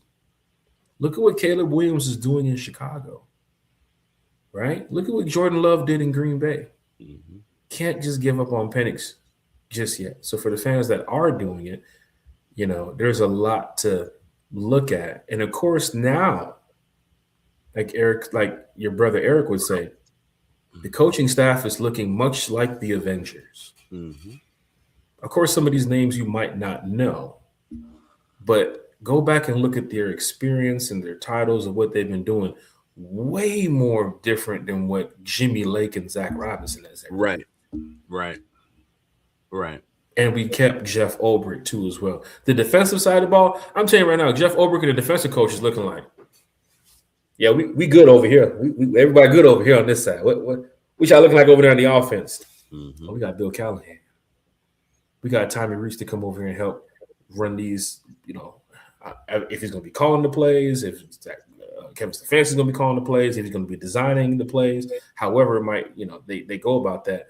But you got that Tanner England guy too as well, who's in the building. You got Alex Van Pelt, who's also in the building too as well. So it's like they're building something special, and I can't wait to see it. So it's going to be amazing seeing here what the Falcons can do. But yes, the checklist for Ian Cunningham re-signing, who has to stay in the building, the free agents too as well, because once the free agents become available, the first group of people that's out the door, it's time to bring the next group of people into the building. And that's going to be very big. If Kirk Cousins decides, nope, I'm up out of here, I'm gone, all right, get up out of here. Well, who is our backup quarterback if Penix is our starter? Who is our bridge quarterback until Penix is ready? That has to be one of the first things talked about on the table. And we have player family here, and we talk respectfully about all the players. So if we ever say a name and say that the person might be getting cut or the person might be leaving the building, this is just a business. This is not one time for the fan being disrespectful in any manner. We know how much we love Tyler Algier, and we want to keep him here. We all have said it multiple times in the chat and amongst each other. If he's due for a big payday and the Falcons can't pay him, then he might be one that could be leaving to go to a different team. And now that opens up a door for what, T-Will? A backup running back. Are we going to draft one? Are we going to sign one? Yeah. So now that's two positions that Ian Cunningham's looking at. Looking at the offensive line. Is Nuzil's job in jeopardy? Do they want to keep Nuzil? Do they want to beef up the center position by drafting somebody so they can have some competition? Jake Matthews camp battle. Remember we talked about the camp competition battles? Jake Matthews doesn't have a camp competition battle this year. Matthews will be Matthews. Regardless of how many false starts or holding, whatever he had last year, Matthews will be Matthews in week 1. Chris Lindstrom will be Chris Lindstrom in week 1. If Caleb McGarry comes back, of course, coming back healthy, what does Bill Callahan see with that group to say, do we want to have somebody battle Caleb McGarry for that spot? Which I think over the past couple of years before the injury, Caleb McGarry's been, from where he was as a rookie to where he is now, you might want to have Caleb McGarry back out there. McGarry's a mauler. He's a mauler. McGarry is an expensive mauler, but he's a mauler. He's a mauler, right? So, you got him for one more year. You may as well. I don't see the camp competition battle over there. So that's 3 offensive linemen I'm not seeing it with. Yeah. But Bergeron and Nuzil could be something that they can look at. Bergeron, who was drafted, I think, 2nd or 3rd round from the Falcons a couple years ago. Now he's in place as being a starter. And I think, for the Falcon fans, they've seen Bergeron on some good levels and some not so good levels. But that's Bill Callahan's job to come in here and fix the offensive line. And of course, take good and make them great, take fair and make it better. Mm-hmm. Nuzil's job could be the one that you're looking at on the line where it's like, you could possibly have a new center in here next year, or you could possibly have a camp competition battle in here. Those are the things on the checklist that Ian and the group are looking at. Here's another thing too, the wide receiver room. Ian Cunningham's going to go down that list and say, oh, look, just Drake London. Just that's it. Just Drake London. Mooney, you're probably going to have to get rid of Mooney. Get that bread. Chris Blair is signed to the practice squad. Mm-hmm. But Chris Blair still now has to fight to make the 53, which I'm hoping somebody in this organization can look over there and say, Blair has been on our practice squad for years. There's a reason why we kept him around. I think it's time to bring Blair up, even if he makes wide receiver 5 or they run with 6 wide receivers. It would be good to have Blair out there on the court because we saw it in preseason last year. Blair was out there balling. Blair was balling. But then when we got to the regular season and we needed wide receivers, Raheem and the crew don't want to bring Blair up. Mm-hmm. And that's kind of disappointing. The wide receiver room, that's part of the checklist. Kyle Pitts, too, as well. Do we keep him? Do we tag him? Mm-hmm. Is he walking free? Because once these players leave the building, we have to bring in players into the building. That is part of the checklist. Re-signing Caden Ellis. Is Caden Ellis a part of our future? Trades. Is it worth it to trade Jesse Bates? Certain things that Ian Cunningham has to look at, too, as well. He's not dealing with the price of the food at the stadium. He's dealing with the football team. So we have to look into these moves that is coming up on the checklist for Ian Cunningham. You're working with the salary cap here. You're trying to get a little bit more money. You got to get some bread back. I mean, we can't sit over here with $27 million going into the free agency. There's got to be a way to get to $50 million and beyond. Restructures too, T. Will. Mm-hmm. Maybe Jake Matthews wants to restructure. Maybe Chris Lindstrom would like to restructure a little bit. Maybe H.A. Terrell would like to restructure a little bit. Mm-hmm. Outside of that, there's not too many players going to be going to go look at and be like, hey, bro, we need a little bit of bread back, bro. Need a little bit of bread. Remember Jalen Hawkins? Remember what Hawkins said in New England? They asked him to take a cut on his rookie deal? That doesn't look good. You want me to restructure my rookie deal?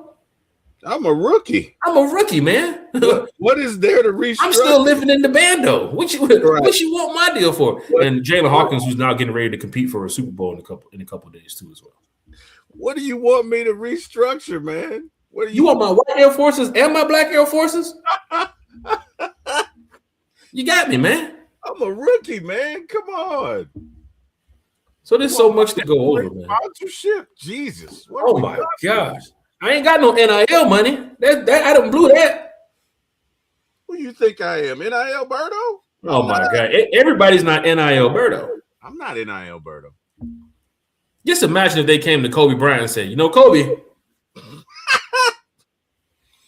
we're gonna need about that 50,000. We're gonna need about 50,000 from you, Kobe. Maybe 100,000 from you. Man, what?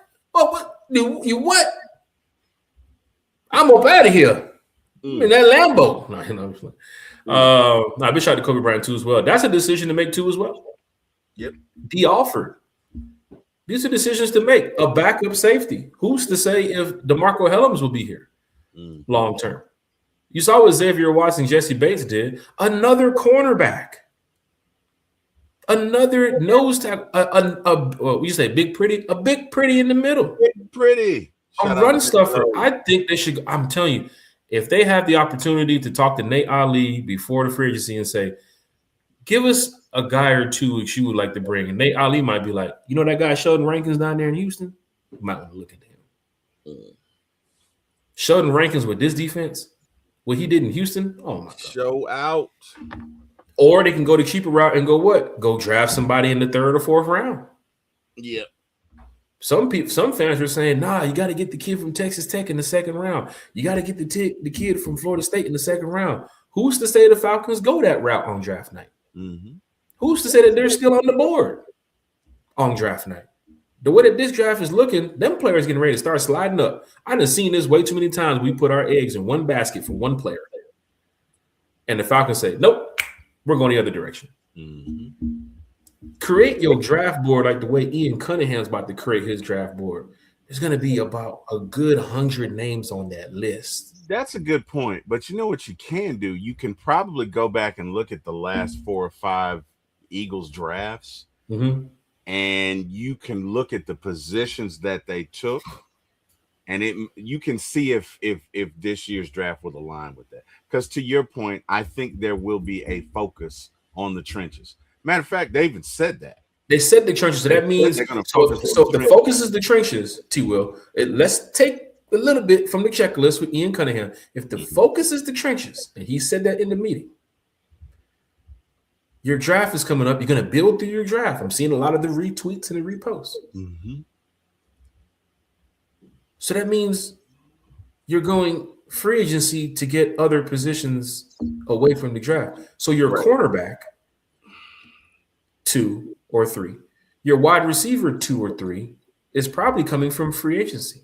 Right. Because you're not going to say we're going to address the trenches in the draft, and then second round and third round, you go corner and wide receiver. It's like, where did this come from? So if we're trying to pick apart what these comments are and what the GM is saying, they're probably addressing a defensive lineman or an offensive lineman in the draft. Maybe 2 or 3 of them with those 5 picks. Mm-hmm. And if you trade back, I told you this now, if you trade back, if you're sitting at 44 and a team from 53 calls and says, hey, I want to move up to 44, all right, what you got for me? Let's bargain. Let's make a deal. What you got for me? Well, we'll give you 53, and we also have another third round. We'll give you that third rounder too. All right, well, we'll talk about it. Oh, wait, the Vikings are calling. Vikings, what you need? Well, you're at 64. Okay, what do you want to move up to? Where we're at? Okay, what you got for me? Oh, you're going to give me 2 fourth rounds? Okay, well, that's a little bit different than what the Eagles just said. So I can see how you're getting ready to work this draft. But you're trying to get a bunch of players to help fill these positions that you need. So I'm thinking corners, free agency, wide receivers, free agency, another running back, free agency, and then the draft, they just attack the trenches. Like you said, T-Will. Probably get another a run stuffer up top in the middle. Probably look at that center position if that's the camp competition battle for New Zealand. Maybe another guard or another tackle. But you got to get some big. I keep saying big pretties. You got to get some big uglies up in here, man. You got to get some people that's going to be some. Now you just sparked Lowe's ire. You got to scare some folks. You got to scare some people in them trenches. And to hear the GM say that, T-Will, I'm all for it, man. So what's your thoughts when it comes to what the GM is saying versus the season getting ready to start in about a month for these Falcons? Because it's time to hit the ground running. And they're at the table right now, 11 o'clock in the morning on a Friday. You know they're sitting over there talking about this right now. I'm in complete agreement with it. If you look at the Eagles last year, their offensive coordinator was not the greatest, yet they were in every game because that defense was unstoppable. Because they've built up those trenches to where you're not going to run on those Eagles. You're not gonna score very many points on those Eagles. That defense is second to none right now. I mean, okay, Seattle's the best defense this year, but the Eagles' defense was got to be top 5. They were great. And a large part of that would be the trenches and the defensive line because, we need to substitute this guy. We got this guy. Oh, we need to substitute that guy.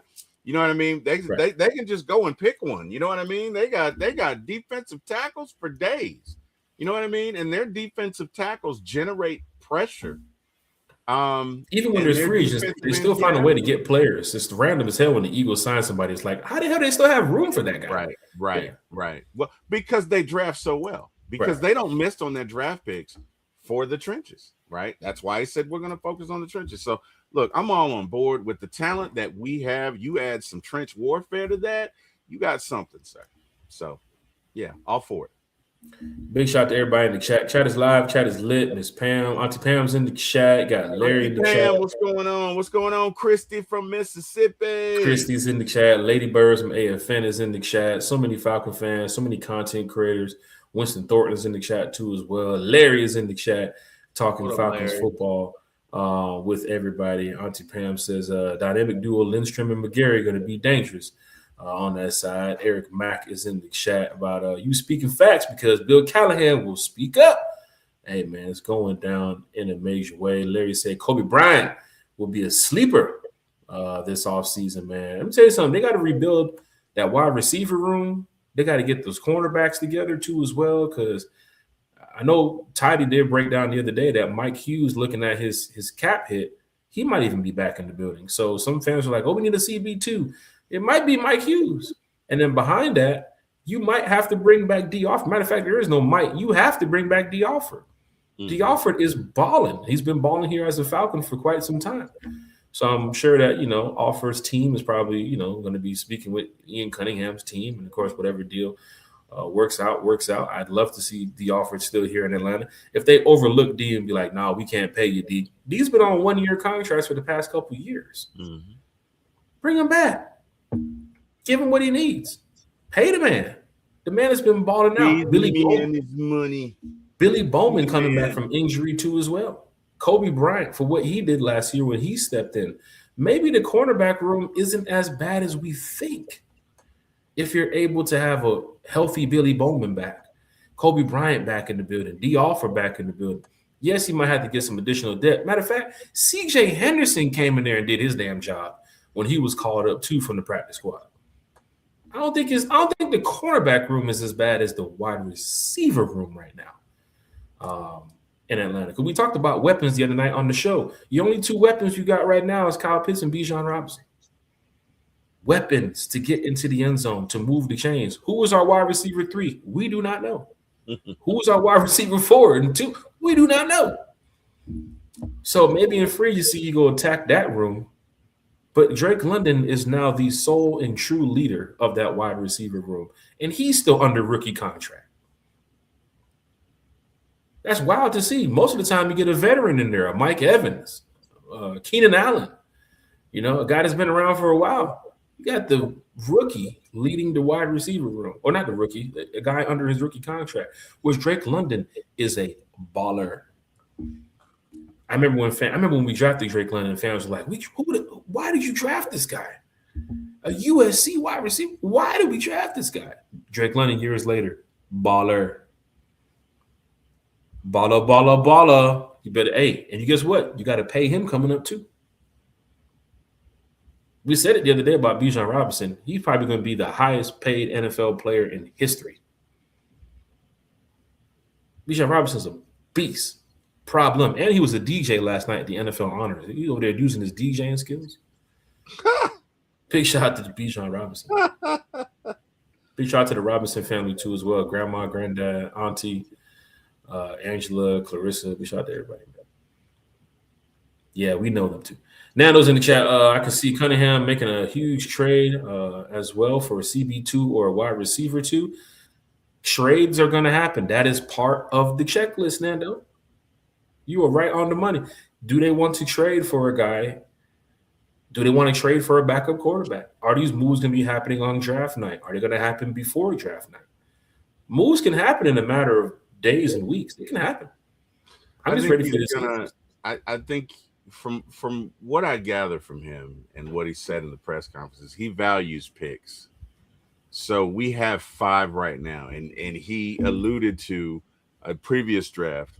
But they had 5 and they ended up with 9 or 10. I don't think that's by accident. Yeah. I think he's letting the world know and the league know we're hungry. We're hungry for picks. Trade back. We want to get picks. So I don't think we're going to be trading up. I think we're going to be trading back. I think we're going to try and get picks and acquire talent that way. And you can do that if you have a scouting department that recognizes not only what you need but can find it, right? So I'm intrigued by it because, again, the Eagles every year, the Eagles draft defensive linemen well. That's something that they do. The Giants draft defensive linemen well. And now that we have someone for their system, and look it, JPJ and Jalen Walker, outstanding. But let's keep this thing going, right? Let's add 2 or 3 more big pretties on that line. Let's bring back Trice. Let's bring back what's the other one that got hurt in the last game or whatever? Dorless. Dorless is gonna be back. Dorless, man. And we're forgetting about Rook Aurora too as well. I think we've overlooked Rook Aurora a lot. He had one of the highest RAS scores coming out of college.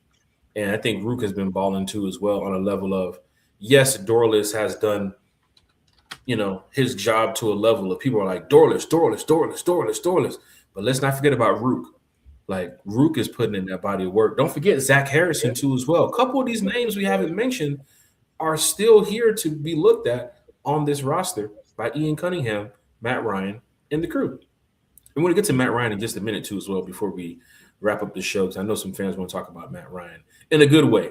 Hal Poole, if you're there, we're talking about Matt Ryan in a good way. Hal Poole, if you're in the chat, we're going to talk about Matt Ryan in a good way. Hal Poole to the stage.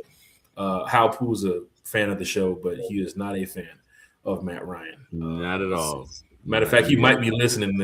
I think we just woke him up. He just called me out. He's going to text me in a minute, too, man. So. Nando Barnes in the chat too as well, man. Shout out to Nando, Megan, so many Falcon fans in the chat too. Did Scott Karasik, last name like Jurassic, did he put up who is the strength and conditioning coach? Did we hire one yet? That's a good question. I know he set up the coaches. He had the coaching notes up there the other day. Can you check and see on his page or check and see did the Falcons hire a strength and conditioning coach? That could be one of the last few positions that they're looking for right now to get things going. Then again, they might have just kept the same one from last year. I remember Matt Ryan walking through. I don't know, was that the doctor or was it the team? I can't remember that video when Matt Ryan was walking through the facility showing Kevin Stefanski. They went into the medical room, and I think they were talking to the strength and conditioning coach, if I'm not mistaken. I think he's still here. Don't know his name. Can't remember his name. I know that doctor, I believe, who worked at Emory is still here with the Falcons, the dude with the bald head. I can't remember his name, though. But I remember the Falcons did a video on him, too, as well. What coach are you asking about now? The strength and conditioning coach for the Falcons. I do not see him on this list. It's possible. I know the Falcons updated their website with the coaches and the titles. That's when we noticed that Marquise Williams and so on, some of the other people are not there. They might have put it on there too as well. But then again, we could be missing that piece of information. Another name I think that's important for Ian Cunningham, Kevin Stefanski, and that crew that we're overlooking is Bob Quinn, who came from the Lions, previously with the Patriots too as well, won 4 Super Bowl rings as an advisor and administrator. And now he's over here as what? He's like an advisor to Kevin Stefanski? Yeah. He's worked with Matt Stafford. He's worked with the Patriots back then with Tom Brady. Mm-hmm. Matt has put together a really solid group. He has. Of not just business-minded folks, but football business-minded guys. Right. Football guys. Guys who know football. Right. It helps Matt Ryan's job a little bit better. Right. So now you're hearing more about why he's doing a good job because he has these people at the table with him. You'll see a lot of these people at the draft for, when they go to the war room and they're over there clapping on the pick and whoever they're making. Mm-hmm. I'm sure Matt Ryan's feeling good about in the position that he is right now because Matt Ryan's up here. Arthur Blank's up here. Mm-hmm. But there are some guys that you might think, oh, no, them is low-level executives. No, they're not. These people are sitting at the table with Matt Ryan too as well. Mm-hmm. So just be prepared for that. Nando said, I don't think we'll resign Ellis this offseason. Cunningham will have this linebacker group revamped this season. Toad won't be here. Floyd, Malone, AK won't be here. A lot going on in Atlanta with these Falcons. And, of course, revamping a lot of position groups here. So big shout out to Nando. Big shout out to everybody in the chat too as well. Breakfast with One Time for the Fans. Soon to be lunch with One Time for the Fans. As we're rounding the 11:15 time right now. Falcon fans talking Falcons football on a Falcons Friday. One time for the fan is always from the fan, for the fan. Of course, the chat is live, is lit. Y'all are doing an amazing job talking football with us. We are, an hour and 30-something minutes into the podcast. We are now going to the second topic that we had to talk about here. Because when we first started the show, the chat just came in here. Just questions among questions and comments. And it's just, we're feeling the vibe and the love from the chat. We love to include everybody here on One Time for the Fans. So keep the comments rolling, man. Keep the questions rolling. We're going to get to them as best as we can. And if we do miss a comment or miss a question, don't get mad at us. Blame Kerry. But don't get mad at us. We're just doing the best we can to get through this podcast and, of course, giving everybody, their say here on the show. Let's see here. Hucklebuck said competent coaching matters, hashtag. Big shout out to Hucklebuck. Mactown Dirty. Usually Mactown Dirty jumps in here around the end of the show. Mactown Dirty, you here right on time, my brother, because we still have another segment coming up. And, of course, our questions from the chat, too, as well, as we catch up to a lot of people here. DJ Biggs in the chat, too, as well. I think they re-signed the center. I thought I seen the other day, unless it was old. I don't think they've done any re-signings as yet. I don't think that's happened. We definitely would have talked about it if anything would have happened on the re-signing level. Because One Time for the Fan ain't missing no beat when it comes to talking about these Atlanta Falcons. A1 Forever's in the chat, man. Big shout out to A1 Forever, content creator. Go check out his content.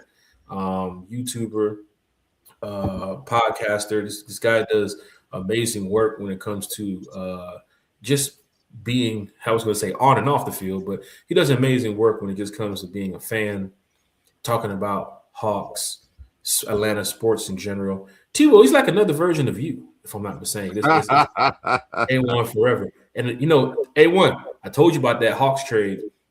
You were talking about it with me the other night in the chat. That boy went crazy last night. Londale, hey, man. Yeah, he did. He balled out. He balled out last night. No doubt about it. Going crazy, man. Hucklebuck is in the chat. The big difference between Morris and Stefanski has been coaching staff composition. Neither was my first choice, but I already see where we might expect to get a different result on the field. I already see the different result right now. That's fair. I already see it. I see it from the quarterback's coach. I see it from the wide receivers coach. I see it from the president of football operations, people who wasn't here when Raheem was here. Mm-hmm. Now, I ain't gonna lie, if Matt Ryan was here, it could have been a different story. That's all buddy. You know what I'm saying? But then again, we got Matt Ryan in the building with Kevin Stefanski and the crew. Matt said, am I the only one worried Stefanski only won 8 games in 2 years with that Browns defense? T-Will, that alone scares the heck out of me. It's quarterback-driven league, sir. You can have the best defense in the world. You don't have a quarterback. The Browns fans said it to me last night. They did not have a quarterback. As much as people think about Shedeur and Dalen Gabriel, they did not have a quarterback. Right? Shedeur's young, and I don't even want to think about the three-ring circus that is the Cleveland Browns upper management. Look, at the end of the day, Cleveland is not Atlanta. Jack, mm-hmm. Everybody? Okay. I'm here, buddy. Yeah. Yeah. Cleveland is not Atlanta. And I'm not worried about Kevin at all, because not only is Kevin a good coach, but Kevin has surrounded himself with a great coaching staff. Not a good coaching staff, a great coaching staff. And Kevin Stefanski did not have a Bijan Robinson in Cleveland. He did not have a Drake London in Cleveland. He did not have a Kyle Pitts in Cleveland. Just say Bijan. He could have been a totally different story with Bijan out there. Right. Totally different story. Right. So but here's one thing, T-Will. Mm-hmm. For the Shedeur stands, they were talking about it this morning on ESPN. Deshaun Watson is coming back. Mm-hmm. And for the Shedeur stands to get that opportunity to be the starter, it's probably could happen somewhere along the season.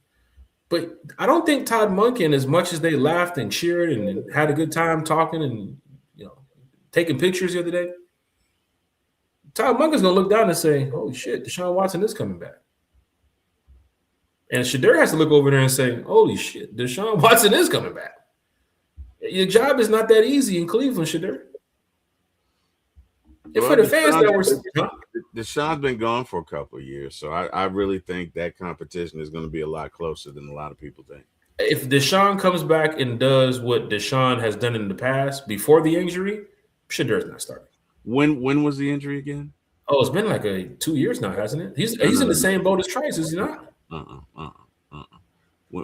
Before that whole thing, right? Because when he came back after he had been off for a couple of years, he wasn't great. So that's right. That was around the 20 what now? Was that 2022? 2022. So before Ohtani signed his big contract, right?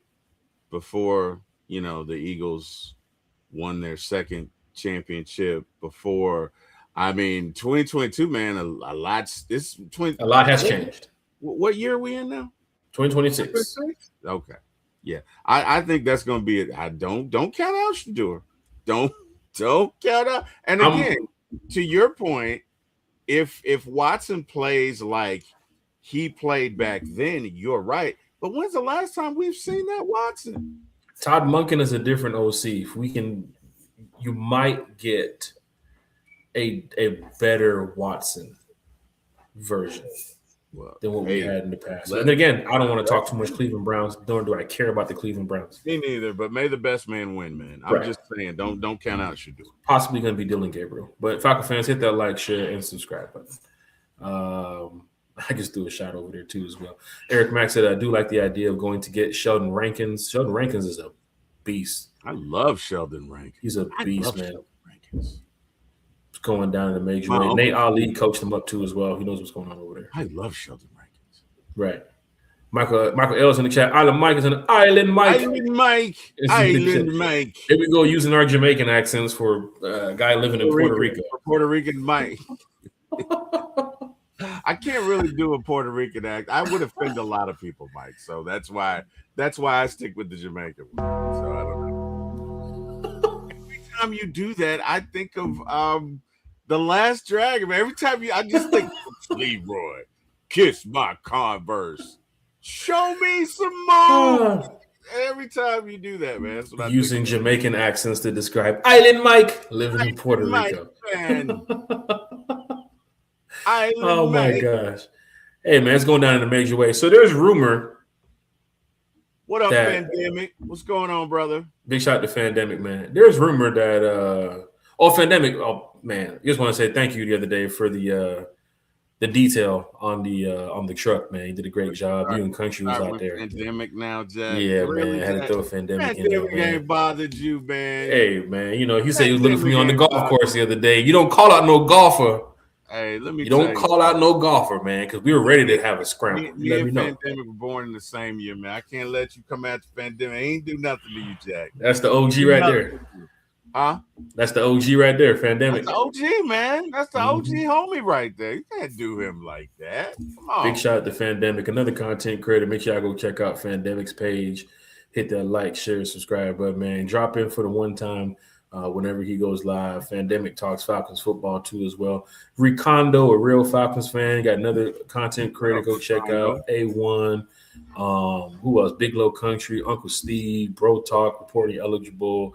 Berto, man, there's so many content creators. Maggie T and them, AFN. Now, speaking of that, I got a call the other day from NIL Berto. NIL Berto. And apparently, NIL Berto and Bro Talk is going to be joining us here at One Time for the Fan. That's what's up, man. That's an amazing podcast. You guys probably remember Berto's been on the show before by himself. And, of course, the time Bro Talk joined here for the first time was last year at the draft when we did our draft podcast. We did over 5 hours of content live. Our first set of guests that came onto the show was Bro Talk and Berto, who do a fantastic job on their channel. So apparently next week, I don't know if it's going to be Friday, Saturday, or Sunday. We're working out the final details, but next week we're going to have Bro Talk joining us. We're going to have Berto joining us. We're going to talk some free agents, right? We're going to talk some Kevin Stefanski, talk some Ian Cunningham, and of course, any updates that happens with the Atlanta Falcons between now and then. So that would be great to have another podcast with some content creators joining us. Fandemic, man, you got to hit me up, man. We got to get Fandemic back on the show. He's been here a few times.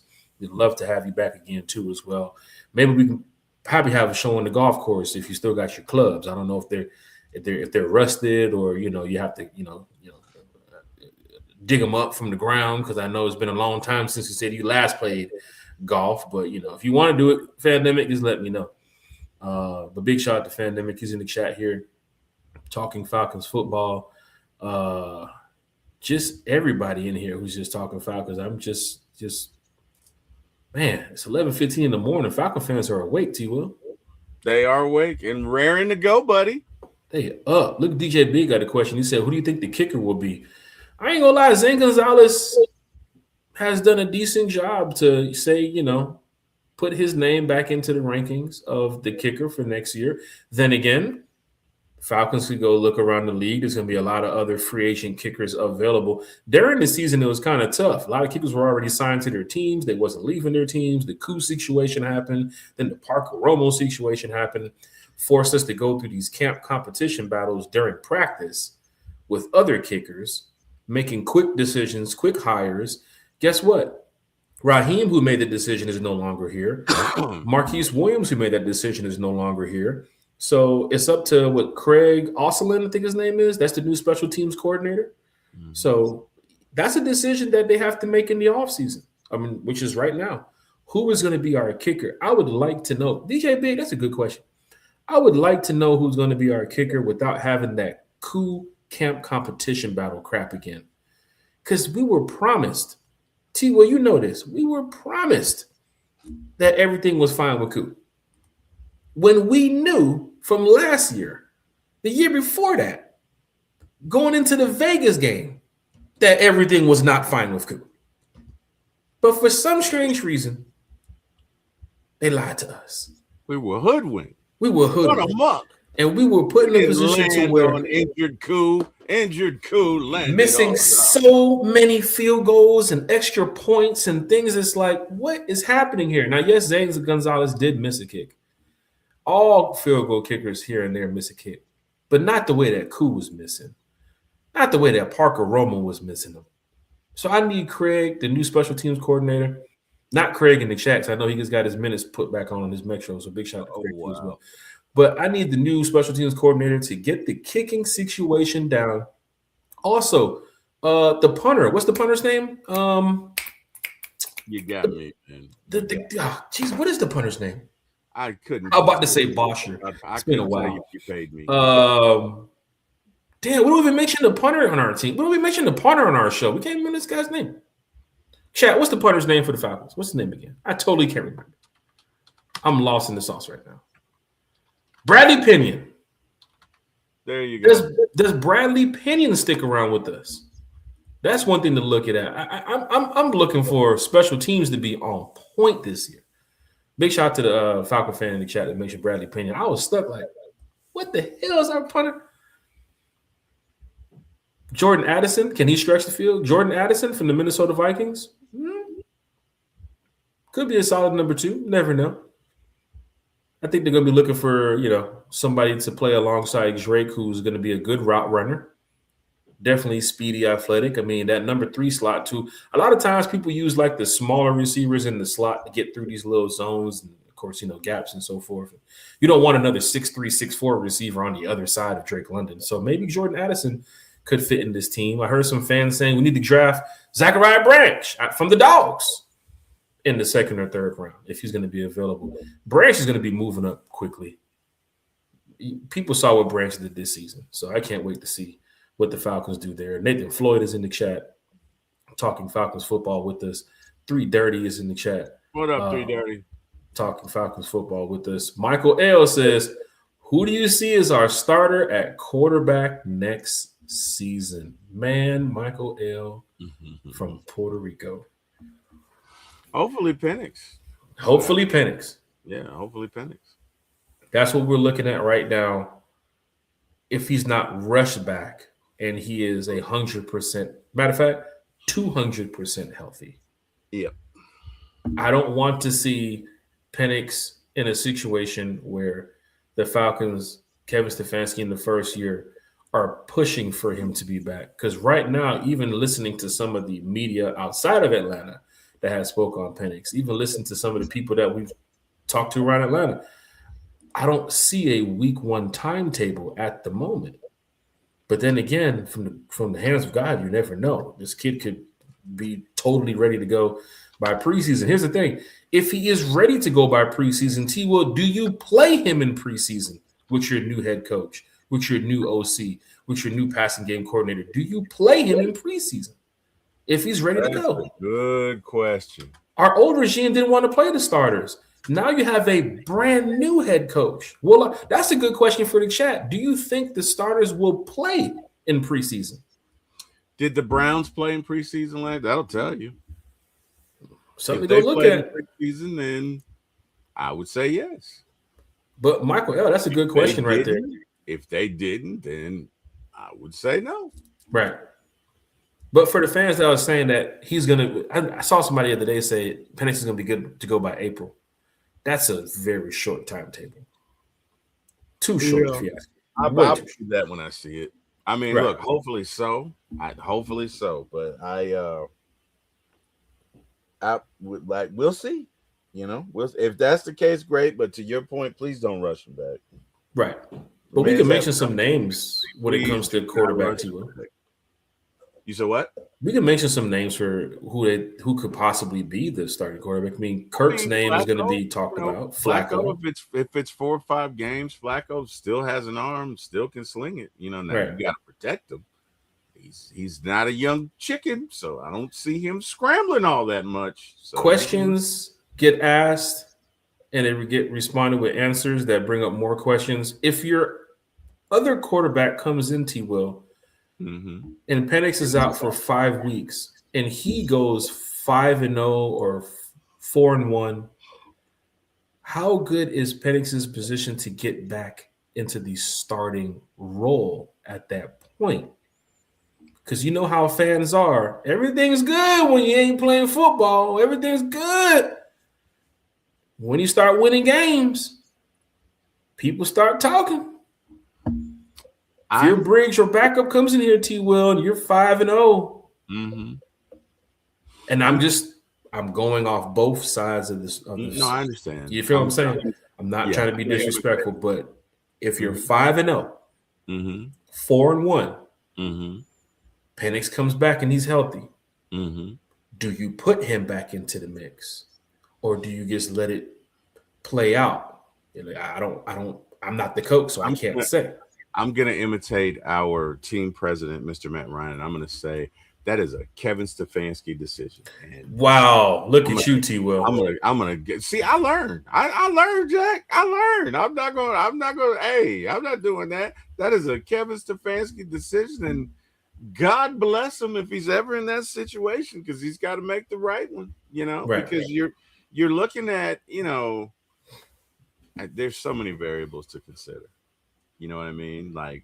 You're 5-0, so you'd have to consider, well, we got a good thing going here. I don't know. Maybe you want to make him wait another week or two. So we lose, and I'm kidding. I mean that's a Stefanski decision, and you get paid the big bucks to make the right decision at the right time for the right team. I don't want to fast forward time, but if that was to happen, do you know what happens amongst fans in these type of chats? I already know. You know what's going to happen, right? You're going to have chaos. You're going to have total chaos. We should have Penix. Oh, no, we shouldn't. We should have so-and-so. Oh, no, they're going to go right back to the press conferences in January, right back to what Matt Ryan said in February. They're going to go back into the past and say, but I thought he was going to be hey, bro, we 6-1 right now with such and such.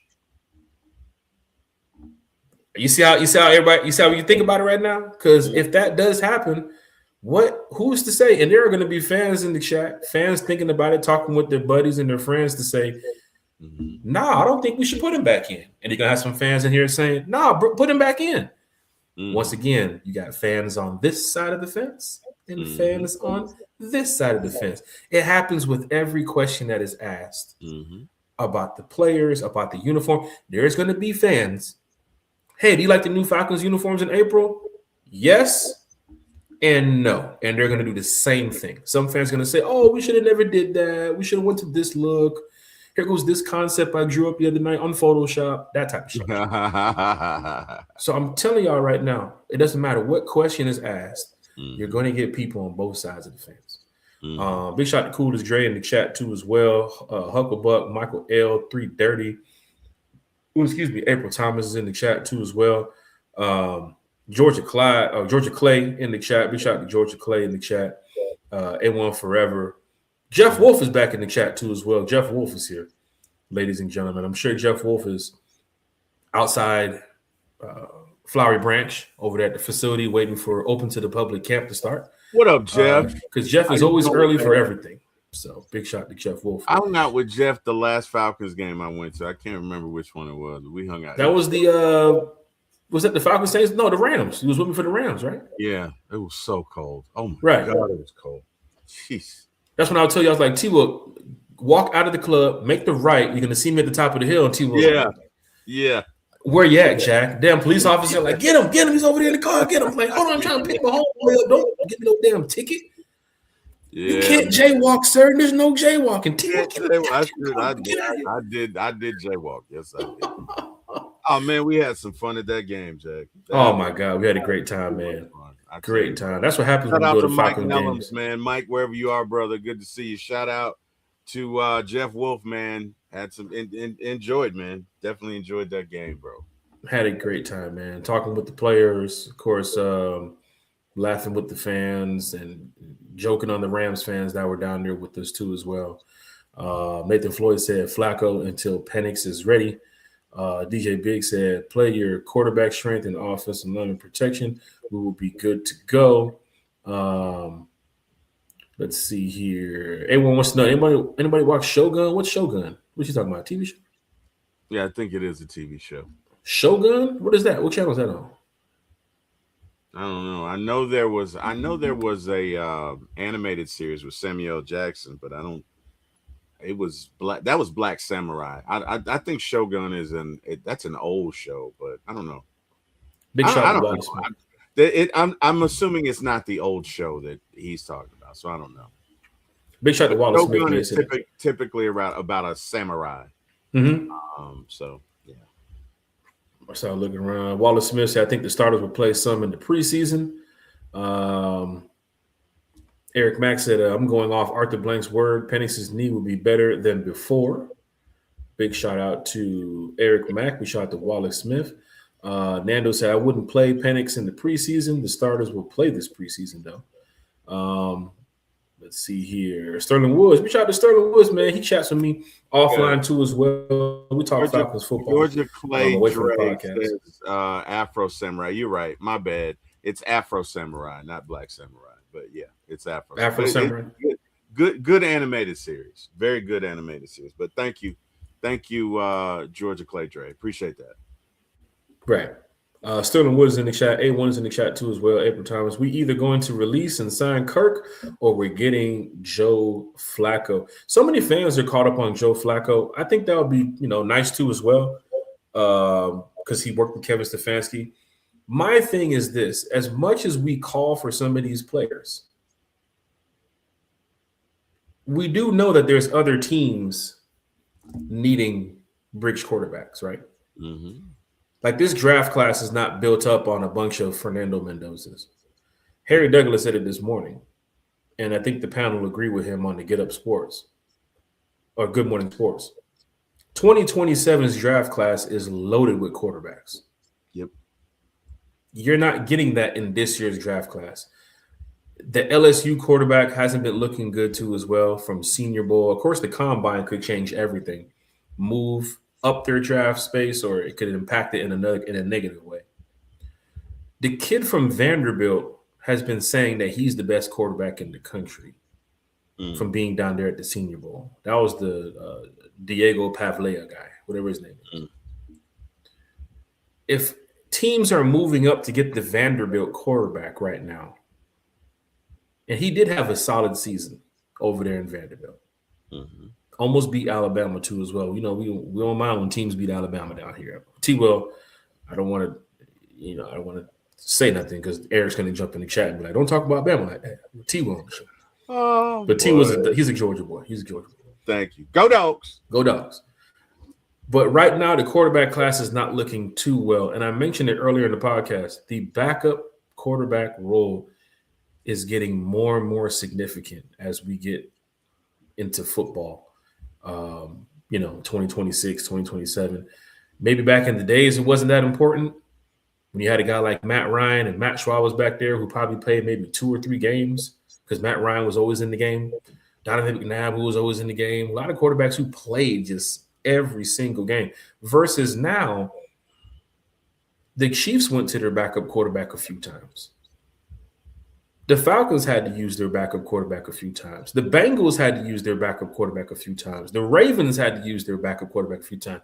The Miami Dolphins had to use their backup quarterback. The Giants went through all 3 of them.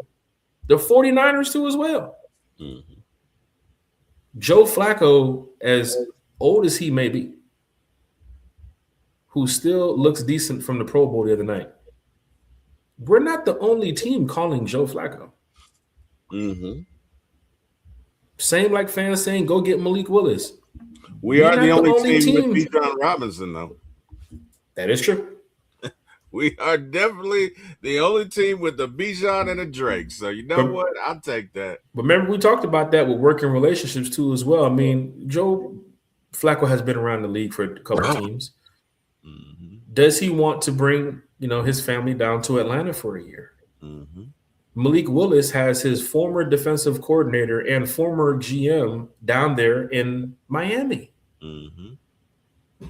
I think the other thing you got to consider, Jack, is are you going to the point that you made earlier with the 5-0, are you going to manufacture or create a quarterback controversy if you bring certain guys in here, right? That's the one thing. You know what I mean? Because you bring Mac Jones in here, Mac Jones, and he's balling out 6-0. Yeesh. And there's a lot of fans are saying Joe Flacco. I'm not saying don't go get Joe Flacco. Yeah, I'm all in favor of what they do. Right. No, I think Joe Flacco is safe because you don't have to worry about that with right. him. And I think Joe Flacco would probably try and mentor the young man. Right. As opposed to you get, to quote the great Big Low, you bring in a young Thundercat in here, man. Hey, that start going. I mean, that's and to your point, 6-0. That's tough. And you're looking at it from a standpoint too, where what if the Jets call Joe Flacco March 13th?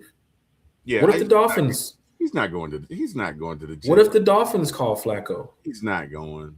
Right.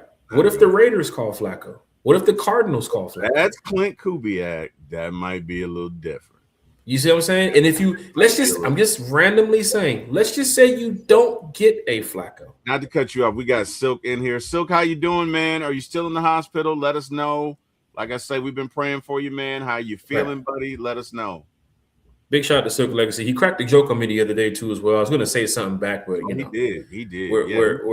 We're in support of you here. Good to see that the hospital didn't make him lose his sense of humor. You know what I mean? So that's good to see, man. And did he say Yeet get some? Did he say that? Are we still talking to Silk Legacy? Yeet get some. He said, I get some. Carrie. Some. T-Will tag Carrie. I think Carrie just jumped in. He's old school, so it's Yeek with a K. T-Will, my phone just died. Tag Carrie real quick in the chat. I could have sworn I just saw her jump in here. Unless she got a phone call and she had to step away. But I could have sworn Carrie's about to jump in here for a second. Falcon fans, hit that like, share, and subscribe button, man. Chat. So the link is in the chat, Jack.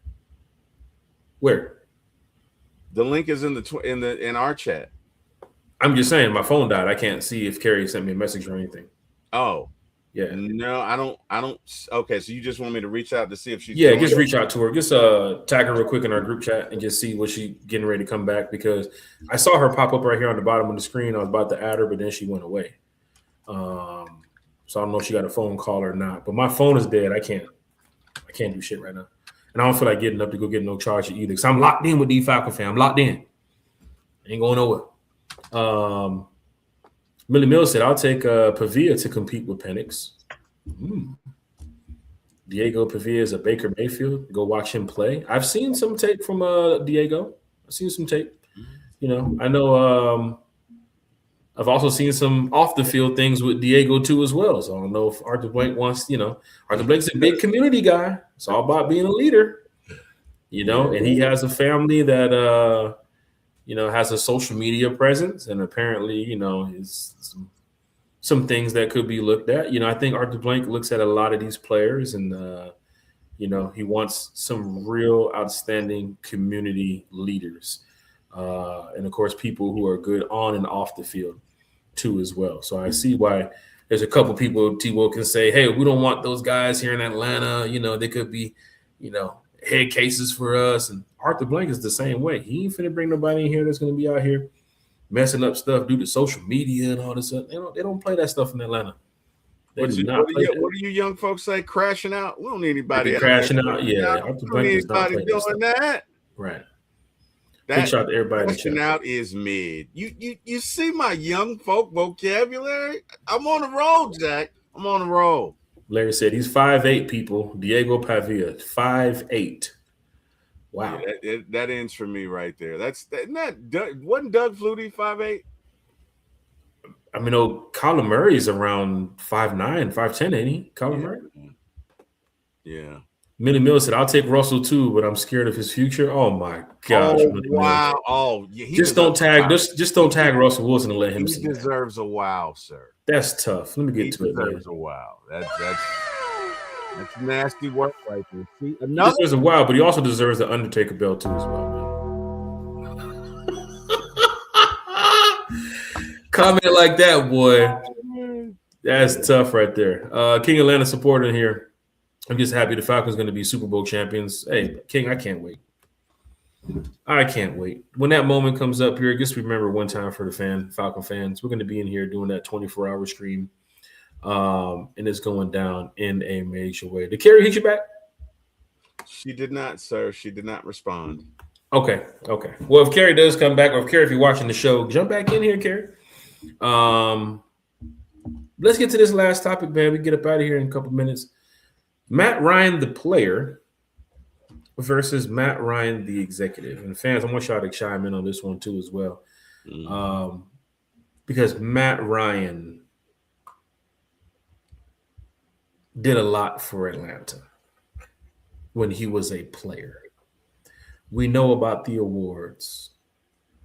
We know about the everything when it comes to the passing yards and passing touchdowns, and of course, the type of player he was in the huddle, behind the scenes, in the locker room, off the field, speaking to the media, working with players like Julio Jones and Roddy White, Tony Gonzalez, Harry Douglas, Taylor Gabriel, even Freeman, Coleman, a lot of these players that went into Atlanta and then left Atlanta.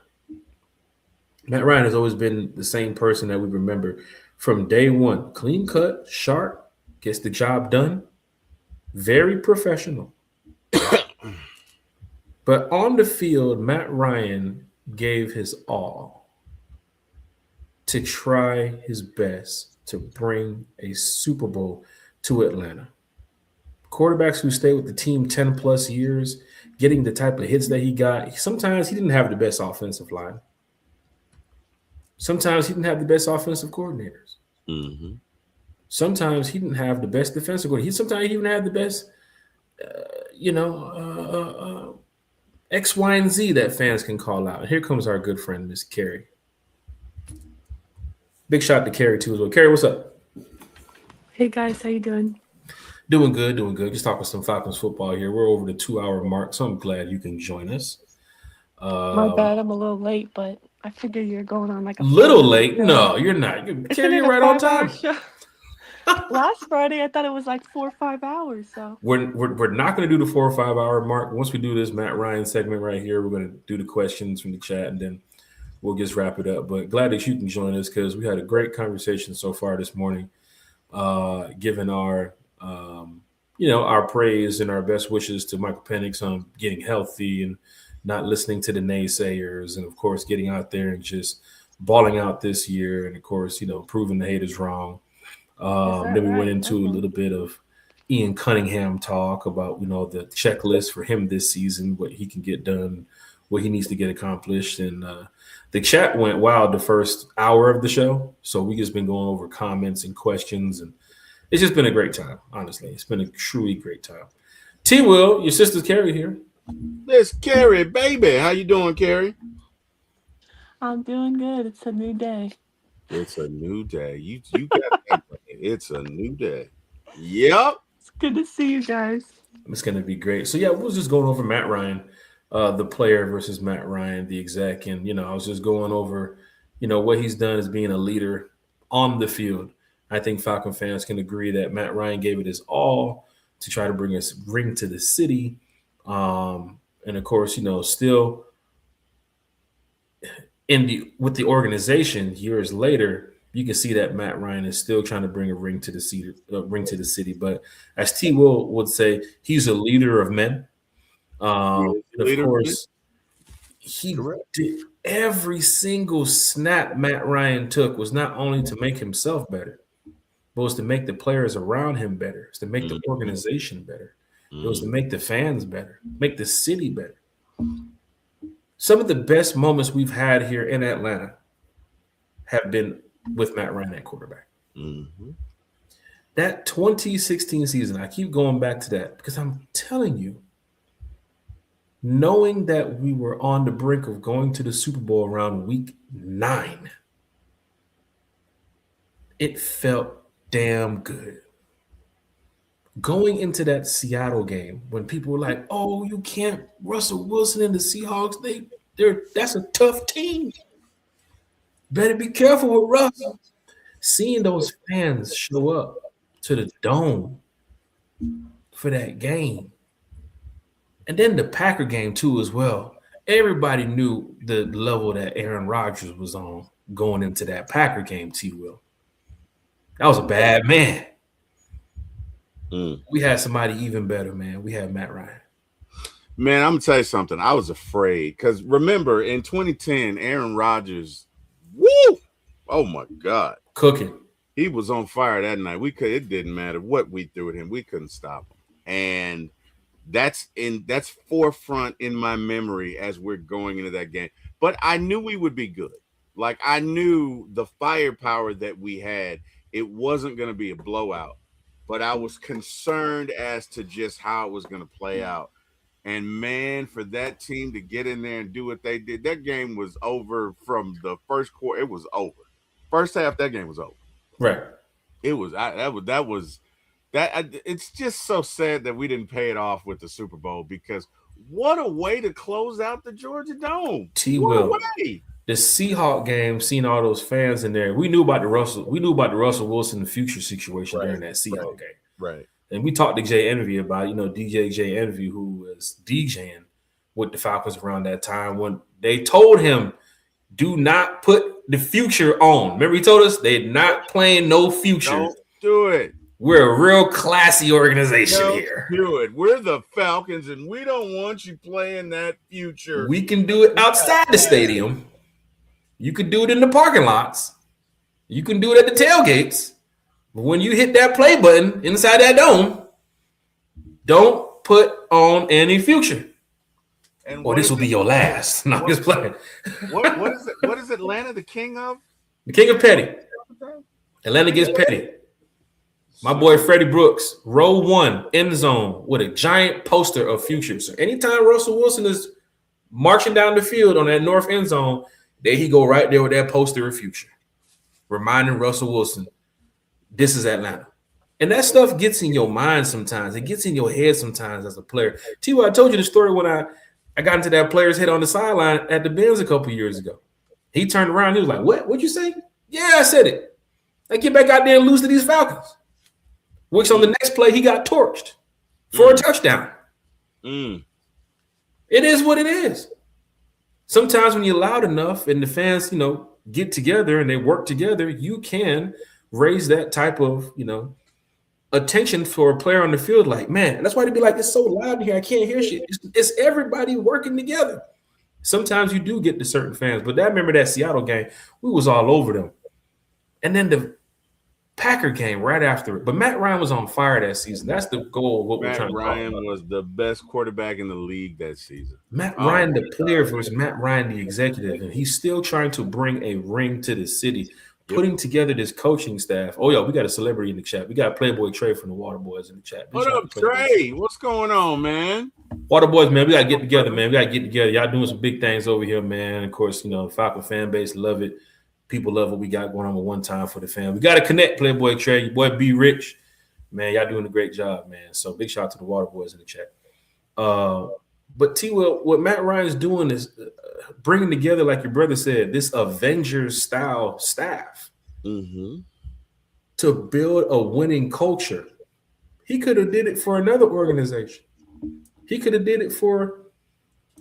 went back to Boston College and tried to work on some stuff over there in the ACC. Matt Ryan is still trying to do the best he can to bring a championship to the Falcons, regardless if he was playing on the field for 10 plus years or if he's going to be in this boardroom for the next 5 to 10 years. So that's what we're talking about right now, Kerry and T-Will. Matt Ryan, the player, versus Matt Ryan, the executive. So, Kerry, just your thoughts on Matt Ryan, what you remember from him on the field, and how that carries into now with Matt Ryan being off the field. Because at the end of the day, for me, I got a shit ton of Matt Ryan jerseys downstairs in the basement. And I can't wait to wear it this year, knowing that was my former legendary quarterback. And now he's in the boardroom still trying to have a winning culture in Atlanta. Kerry, what's your thoughts on Matt Ryan? My thoughts are that, he cares about the city, about the franchise. He wants to see the city win. He wants to see the Falcons win. And like he said, he has unfinished business. So he's been a leader on and off the field, and I expect him to be that same guy as a front office executive. T-Will. Yes, sir. I know you're a fan and a man of many words, positivity. You hear what your sister Carrie said right there. And, of course, you've had a lot of years of watching Matt Ryan. Of course, with a brother like Eric Parker, I'm sure if he was here, he would have some things to say about Matt Ryan. Chat, go ahead and chime in, man. Your thoughts about Matt Ryan, the player, versus Matt Ryan, the executive. We want to hear from the chat, too, as well. He'd say 17-0. He'd say 17-0 every year. Eric Parker doesn't play. No, Matt. What are your thoughts on Matt Ryan, man? We got to find out. What do you think about Matt on the field now versus Matt off the field? Well, I think Matt was in the league for 14 years. He's stayed in the industry of football. He went to broadcast for a year. I'm sure he made a lot of connections. I'm sure he traveled to other organizations and looked at their infrastructure and saw how they carry business. And Matt's a bright guy. He went to Boston College. I don't know what his degree is in, but he's a bright guy. He's been a winner. He's been a winner his entire career, and he knows the game of football. And so I have to think that he's going to take on the GM position the same way he took on being a quarterback. In that you got to know the ins and outs, you got to know the X's and O's, you got to know all the plays. Same thing, just a different playbook. Look, you got to bring in the right guys. He did that, right? Step one, brought in Kevin Stefanski, another football guy. A guy who understands, look, at the end of the day, if you can run it in December and you can stop the run in December, you can win. They're aligned on that. He brought in Ian Cunningham, again, a guy who, hey, man, I build up the trenches. That's what I do, and that's what we need. The coaching staff that they brought in has a wealth of experience. So right there, you are leaps and bounds ahead of the previous regime because, They didn't think coordinators needed an experience, any of them. So, yeah, and I love Raheem Morris. No, kidding. I think we're gonna be fine, man. I'm really looking forward to see Matt take on the challenge. I think Matt is gonna be an ear. If Stefanski needs it, I think he's gonna provide the GM with what he needs. And I think, look at just like he did on the field, he wants to see us all win. In order to be a quarterback, you got to know the plays for everybody. You got to know how to get your linemen in place, how to, okay, we need to shift the line to the right because they're blitzing from the right side. You got to know how to get your tight end in place. No, we don't need you to block. We need you to run a quick. You got to know how to get F and set. Flag, whatever, right? You got to get F and set, but you got to get everybody on the same page. Right. Same thing here, right? I think he's going to be fine. It's going down in a major way, Falcon fans. Hit that like, share, and subscribe button. Seeing some of your comments here about Matt Ryan. That's what we are talking about here for the last topic of the day. I'm excited to see what Matt does. You mentioned the coaching staff. You mentioned the the people around Matt Ryan too as well. Of course, Arthur being in the building. There's still a lot of buddies that he remembers. Even his first press conference speaking about Greg Beatles being in the front office and him being a player and him not having that type of, work player relationship with Greg Beatles to now he's sitting side by side with Beatles at the table as they go over these football operations with, of course, Arthur Blank and Josh Blank and, Bob Quinn and some of these other guys in the building. So Pam Johnson also said trust and accountability too as well. Matt Ryan has always been a clean-cut, polished type of player. When he was on the field, like I told you, man, the strength and just being durable all the time, man, when it comes to just taking hits, getting back up, not missing games.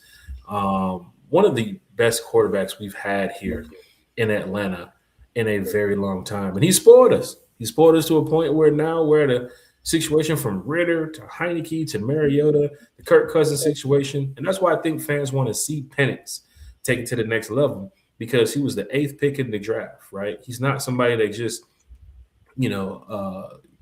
third rounder, or of course Heineke coming from another team, Mariota coming from another team, Kirk Cousins coming from another team. We drafted Penix for a reason, you know what I'm saying? So I think that's where fans are like really strong on, hey man, give this guy a shot, let him play, because he could really be the future, And of course, if Penix takes us to that next level with Matt in the front office, it's what Matt wants. He still wants to bring a winning culture to Atlanta. He still wants to have a winning organization, and Matt did that day in and day out as a player. Now to see him do this in the front office role, and this is his first month. I don't even think – has Matt Ryan been in the office for a month already? Is it coming to no, I think we might be like a week left, right? 3. Yeah, I think we're in week 3. I think. This is Matt Ryan assembling a strong group of individuals, business-wise and football-wise, to make sure that the job gets done correctly. And like Matt said the other day, he's never been in the draft room. Now he has a chance to sit in the draft room, working with draft guys, working with the scout team, probably going out to the combine. It's going to be great for Matt to say, look, I know football. I know a good player when I see one because I had good players around me, right? I had good leadership around me. So I can't wait to see what Matt can bring to the table. Chat, go ahead and chime in with your comments about Matt Ryan.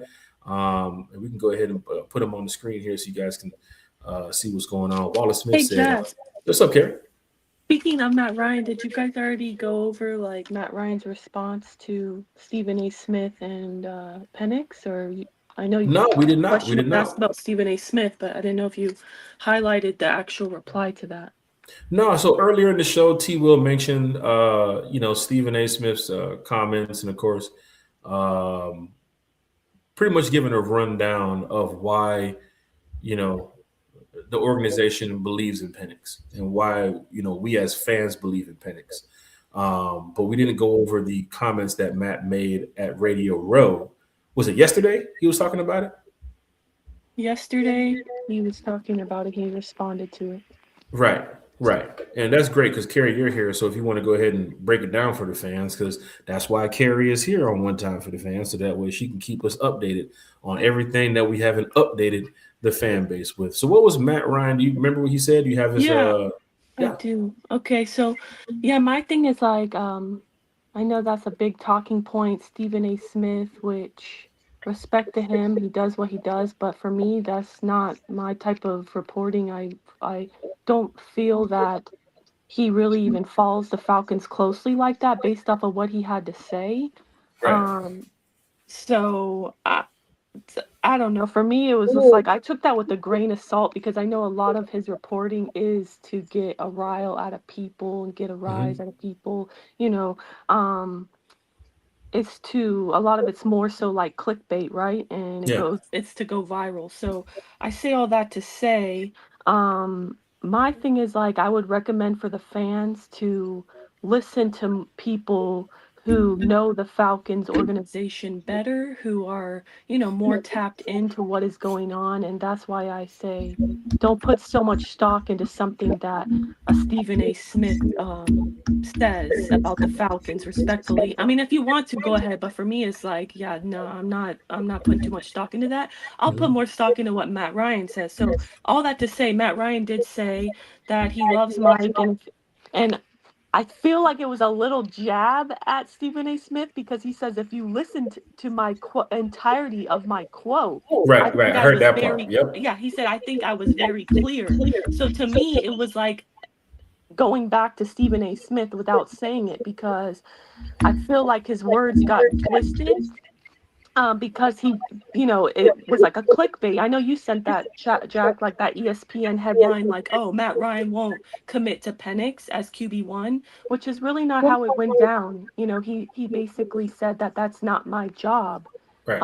As an executive, that is the head coach's job, Kevin Stefanski. But of course, it went viral as if he wouldn't commit to him. So all Mm-hmm. that to say, he did say, if you actually listen to the entirety of my quote, I was very clear. I'm high on Michael Penix, and I have been for a long time. And then he goes on to say what he likes about Penix. And he said, what I want to make clear is that I am not the head coach of the football team, and I know what my role is and what my role is not. Kevin's responsibility is to let you know who starters are and who starters are not. It is not my place to do that. I get it. And then he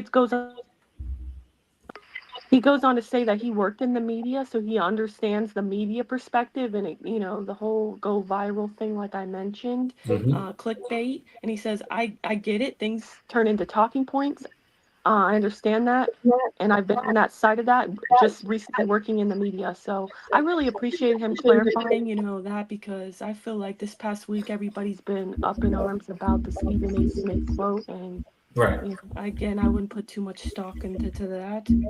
And I also wanted to let everybody know, I don't know if they saw it yet, but Michael Penix got interviewed today by Kay Adams, from the Up and Adams show. Mm-hmm.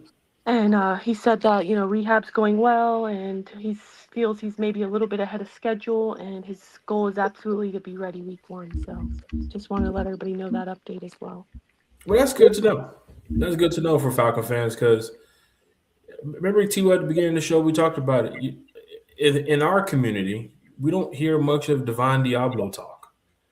We're not hearing too much of, outside of Caden Ellis, re-signing rumors or if he's going to leave. The main conversation has been the GM, Matt Ryan, Kevin Stefanski, and the Michael Penix thing. So any update is a good update. I remember when, Zach Klein had the update. I don't know. Is that you, T-Bo? It might be, could be too. I don't think it's me, but I definitely heard it when Kerry was talking about it. I saw the message. But we'll check on that too as well. Somebody mentioned it the other day when Tidy was here. But yeah, for the most part, we're having a private conversation in our chat. I don't know. People probably listen to the chat like, what the hell are they talking about? Carrie's our super producer. She keeps us updated on stuff. But just for Michael Penix, any update is a good update. Same like Zach Klein. When Zach Klein had the sit down with Michael Penix a week or two ago, And of course, he mentioned his timetables of coming back, and people ran with that, saying, "Oh, Penix is going to be back by this day and that day," and then they had to quickly go back and change it and was like, "Hold on, we didn't say April. Hold on now. We're talking about getting ready for when the season starts." So, well, that was on Zach Klein. Right. I don't know what that was his mistake. I don't know why he did that. And again, Right. no offense to him, but I don't know if that was clickbait because that went viral that he was going to be ready in April. And then all of a sudden he's like, "Oh, sorry guys, I got it mixed up. He said he's going to try to be ready week 1." I'm like, how do you get mixed up between? I literally replied to him and was like, how do you get April and week 1, which is in September, mixed up? Like, it's funny. Zach Klein also had a podcast that he was working on with him, Matt Ryan, and Aaron Donald. I don't know if you remember that too as well. They did a couple episodes of their podcast that was on social media. So for fans that know of Zach Klein from WSB, he's been a reporter covering sports for a while now. He's definitely does a solid job over there at WSB too as well. So once he had the interview with Penix and that came out, fans took it, ran with it, retweeted it, reposted, it went viral very quickly. But to see every week there's an update with Penix, it's going to have fans, I think, feeling a little bit more relaxed. What's going to put a little bit more concern with the fans is when we get down to free agency, and then we're hearing the updates from Penix, and then OTAs and training camp. Because when July comes, the one concern fans will probably have is, where is our starting quarterback? If he's ready to go now, or if he's ready to go by week 1, that is always going to be in the back of fans' minds. Because as fans asked earlier in the chat, who do we think is starting the season? Who do we think is going to be the bridge quarterback for the season? And it's like, we can throw out names, but the Falcons have a better perspective of who they want as their week 1 quarterback. If Penix is ready, it would be good to have a solid backup just in case. But if Penix is ready to go by August, before preseason, he's starting week 1.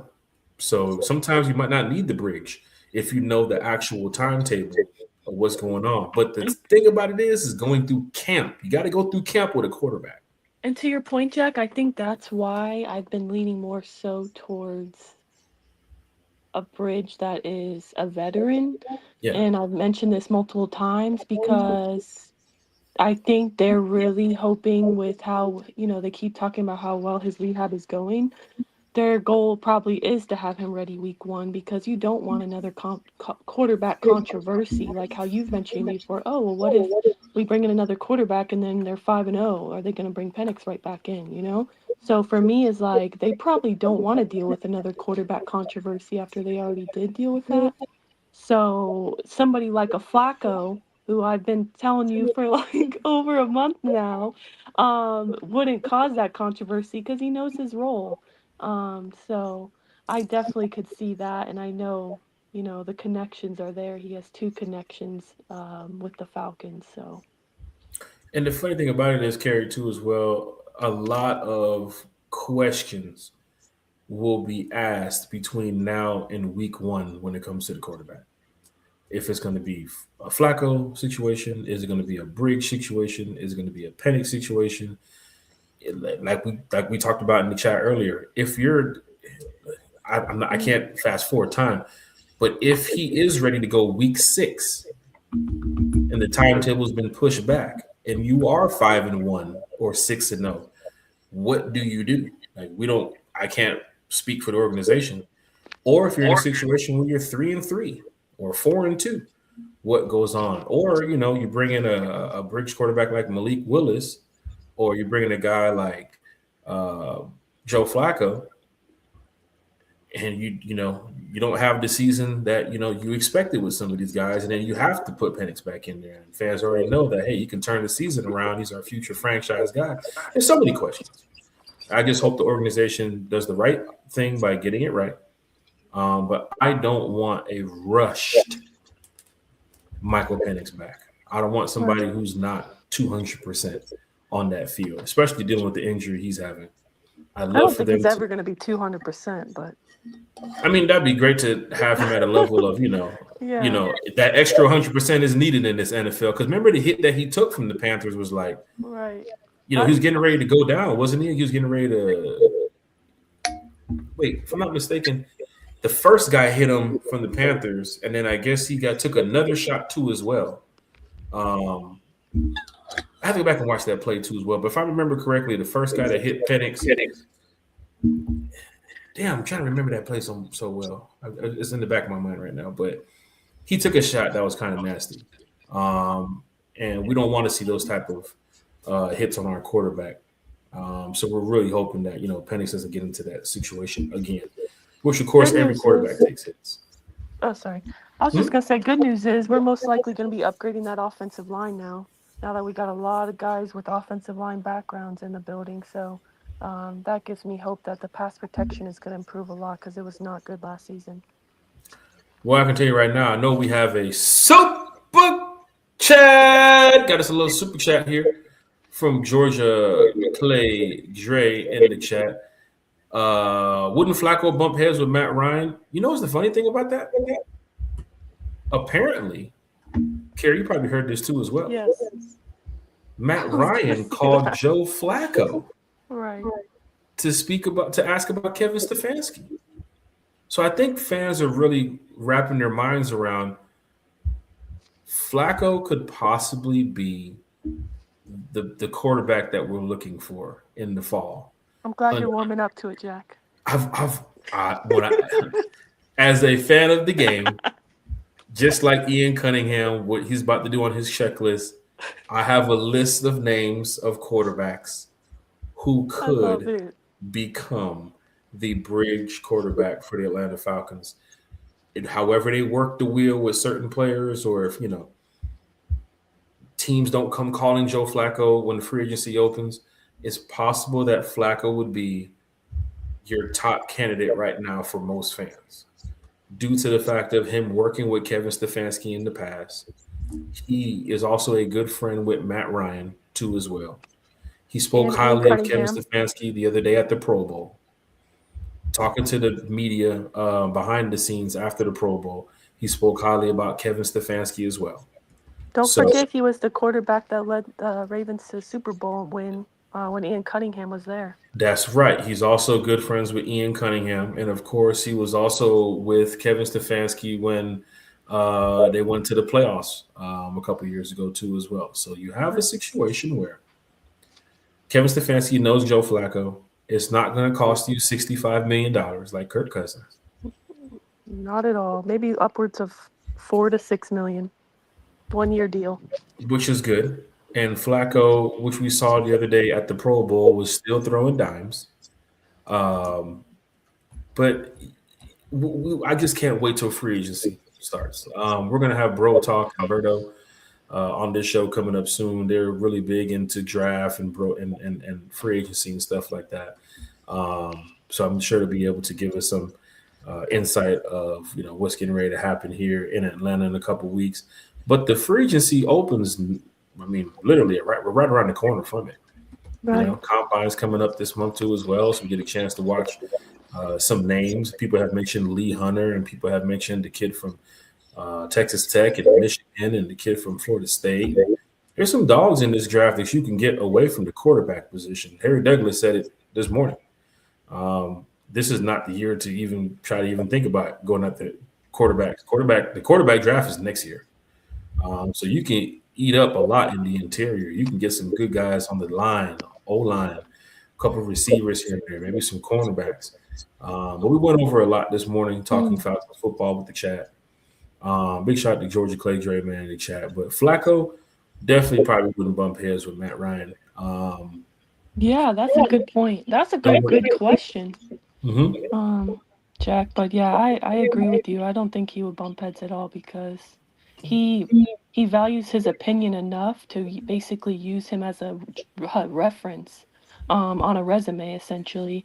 And he gave him a phone call, I believe, with like 14 other coaches and players to get the recommendation or get any insight on Ian Cunningham. So I'm sorry, on Kevin Stefanski. So I think he highly values Joe Flacco's opinion and That's the has good high thing about respect it. for him. That's the good thing about it with Matt Ryan. Hearing that he mentioned that they talked to former players, former coaches that surround Kevin Stefanski. You got to do your homework on these people. And Matt Ryan definitely did his homework.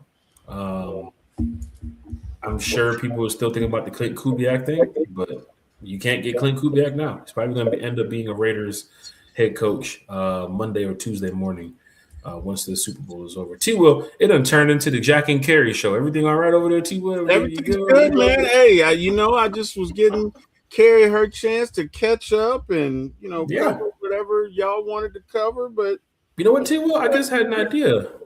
The Jack and Carey show. Maybe. Oh no, Carey. I think you should do it. Carey, we might have to talk offline now. I think you should do it. I'm 100% supported, bro. Let's go. People gonna be like, y'all gonna be in there arguing at each other. Y'all gonna be in there mad at each other. Me and Carey are really good friends. We've had this conversation before as well offline. So for the fans that thought, Jack, you be over there trolling Carey and all this, Carey. Don't let him lie to you. He still does troll me. Don't let him lie. Oh, Carey, don't do that to the chat. No, I'm just playing. Eric Parker says, sign Jack Spade. I'll give him a couple weeks off till Penix gets back. Here's the problem, Eric Parker. She said we're going to go 3-0 or 6-0, whatever he said. I can tell you right now, no disrespect to Michael Penix. Oh, wow. But if you sign me as the quarterback, and we're 3-0, 4-0, he's not getting his job back. I'm telling you right now. But that's the thing. We're not going to be 3-0. I'm telling you right now. If you want to bring me in, Coach Stefanski, I'm telling you right now, I can run this offense. All I got to do is get the ball to Bijan a couple times. Drake London, quick slants here and there, quick drags under. I got you. Don't need much of an 80 on the run because, I don't have a speedy receiver just yet. I mean, the deep threat will probably have to be Drake London if he ever wants to go, 40, 50 yards on a fly route. But Drake, let's keep it short and sweet so I can get the ball to you. Otherwise than that, hand off to Bijan, couple checkdowns here and there, couple screen plays here and there, and we'll be good. But when we're 4-0, y'all going to be like, Jack, you going to do another podcast? Hell no, I ain't doing no other podcast. We're 4-0. And look who's in the chat now. Of course, when it comes to trash talk, he had to jump in here. I wouldn't have signed Jack Spade to throw me a party, much less throw a football. Big low country. Way down. That's a wild, Jack. That's a wild. We don't do the wilds on those. We do these. Oh, we do the gong. Bruce Leroy. Big low country, man, in the house, man. What in the world, Bo? I tell you something, man. I can't thank Big Low Country enough, man. He's been a friend for a long time. Yeah. He's a great content creator, great podcaster. The way he, talks with the Falcon fans in a positive way. I just want to say thank you for everything, Big Low, and of course, the way you fixed the mailbox the other day that you knocked over. The Homeowners Association really appreciates it. Shots fired. Yeah, matter of fact, you gave me the electronic what's that? The garage, the new garage door opener that I use on my phone now. That's actually pretty cool too as well. Don't know where you got that from, but if you guys need any garage door installations, and of course any repairs or remodeling to your front yard, front door, or your mailbox, make sure you guys hit up Big Low Country Sports. I'm not even going to say we have a super chat because she's on the show with us. Nah, you guys got to do the whole super chat. Carrie, you're sitting on the show with us. I think she should do it. Yeah, Carrie, what the? Nah, I'm the one who set it in. I think she should do it. Now y'all see why I troll Carrie sometimes. Now do y'all see that now? Carrie is literally sitting on the show talking Falcons with us and sends a super chat to roast me as I'm sitting here with Carrie on the show. Hey, I was being good, but I got the great idea from our guy Big Low Country Sports. Shout out to him. Wow. That was a great idea. It's a Carrie, super I'm just gonna zell you back to $2 and just read the comment. Oh, wow. Oh, King of Petty. Contact Jack Spade for all your roofing needs. Super chat. I'm trying to get us more business here, Jack, as the super producer.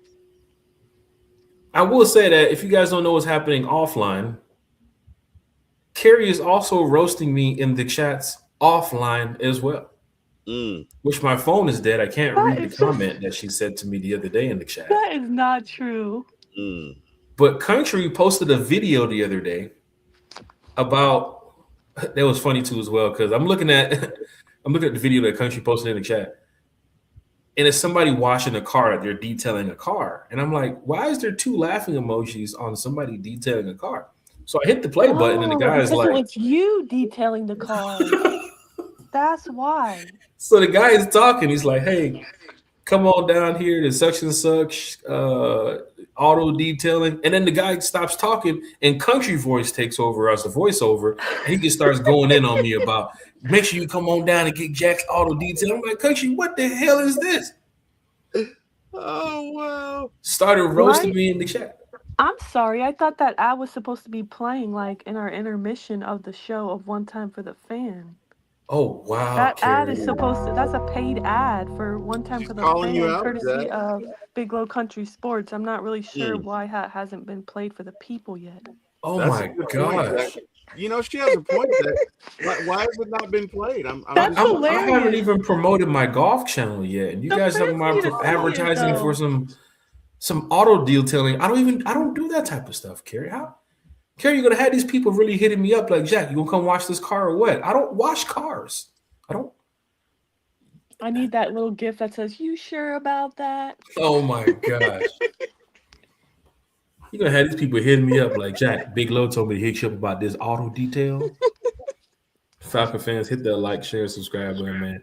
Talk about a good show, man. Talk about a good podcast. I already figured when we woke up this morning, it was gonna be like this. And Carrie, T-Will, I told y'all, I'm still battling the hangover from the Hawks game last night because the Hawks were lit last night, bro. The Hawks were lit last night, all the way down to the last shot. And battling against the Utah Jazz, though, like that's supposed to be a team you blow out. You're supposed to be whooping that team, and now they got a tough team coming up Saturday. The Hornets are on an 8-game win streak. Yeah, they are. They are playing well. But hey, man, at the end of the day, whether you win ugly or pretty, it's still a win, man. It's still a win. So yeah, we're back in the building. Big shout to Yuri. Heard Yuri up there making some noise in the fan section last night too, as well. So big shout out to Yuri, and all the Falcon fans that showed up to the game last night. Ran into a few.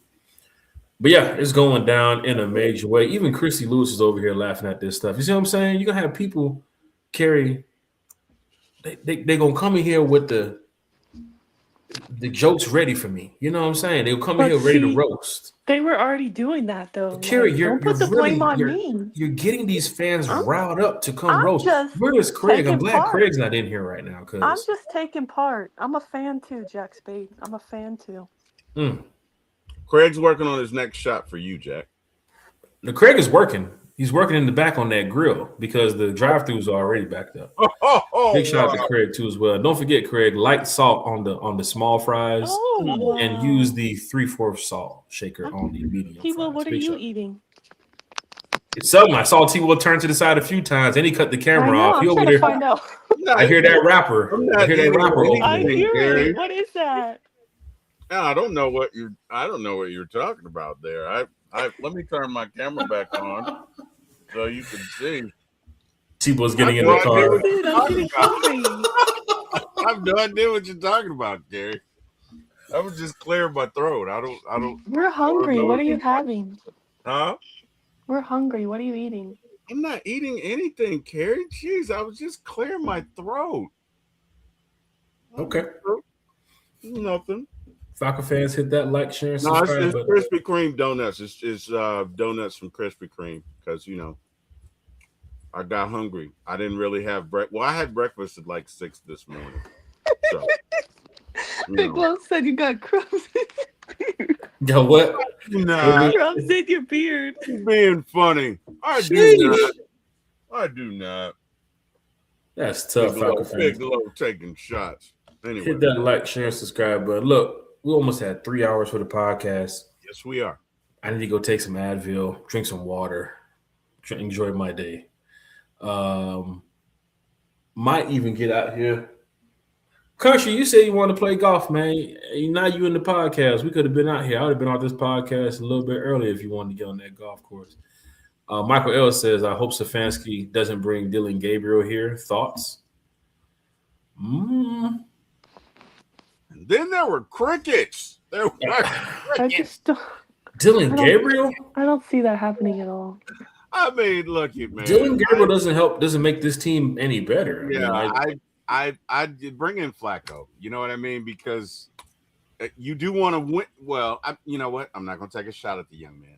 I feel like Flacco gives us a better chance to win, and it's probably the quarterback that is least likely to create a quarterback controversy.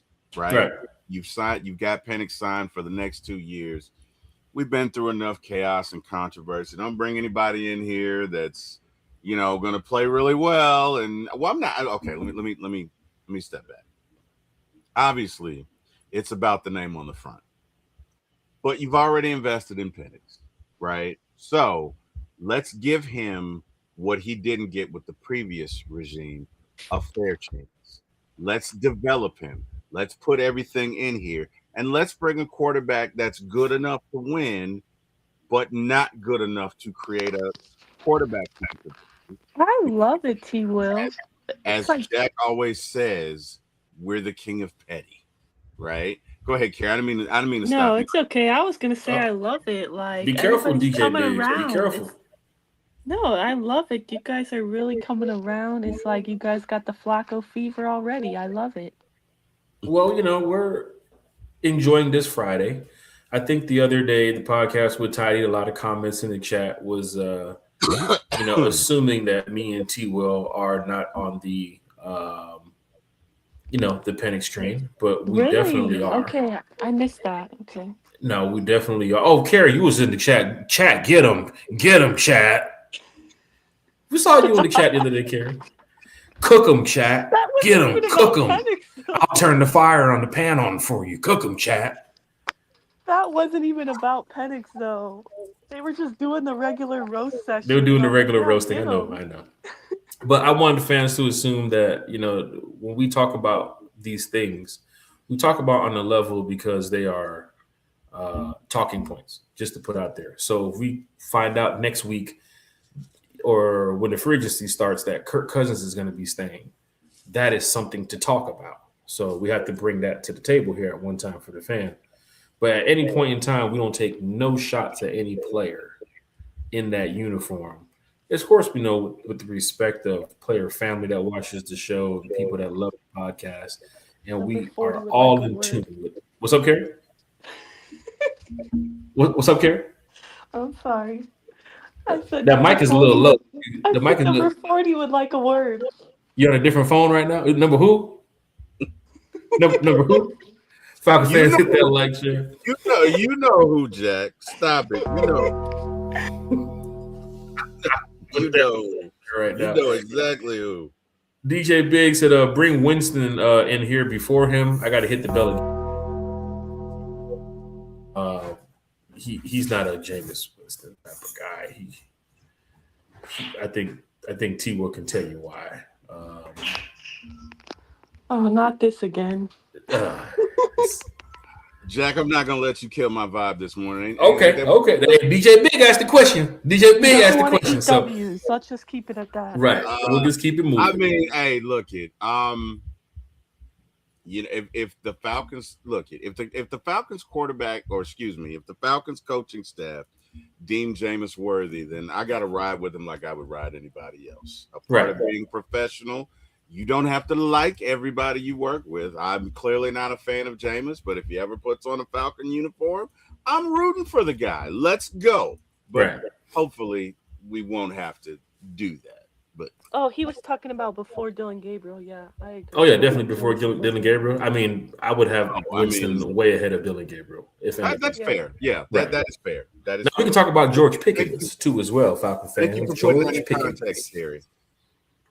No problem. But also, I want to say hi to Auntie Pam. She said hi, and I just want to say hi to everybody in the chat. Make sure you ask T. Will about George Pickens in Atlanta, Falcons fan. Please George do not Pickens. start. Wait a minute. Why are you doing that, You're trying to man? get us to argue or something. We would never, Falcon fans. Hit that like, share, and subscribe button. Millie Mills said Matt Ryan. All I'm saying is that was hilarious. We're talking about George Pickens to Atlanta because what a duo between him and Drake London. And everybody was like, no. And I was the only one like, yes. Like, I'm not going to say no to a receiver who can get you double-digit touchdowns and 1,400 yards receiving. And it was so funny. I literally opened Twitter while we were live, and PFF had put out a little graphic that said they think it would be a great fit. I was like, let's go, PFF. Hey, big shout out to everybody in the chat. DJ Biggs. Yeah, we definitely understand what you were saying, DJ Biggs. We was just joking with T. Will, but I would put Winston ahead of Dylan Gabriel. That's number one. I would. Yeah, I'm not a Dylan Gabriel guy. Fair. That is fair. What about Shador? Let's move on to the next question, Falcon fans. Hit that like, share, and subscribe button. Agreed. Matter of fact, Carrie, who you just asked? What was the question again? Are you taking Shador in Atlanta?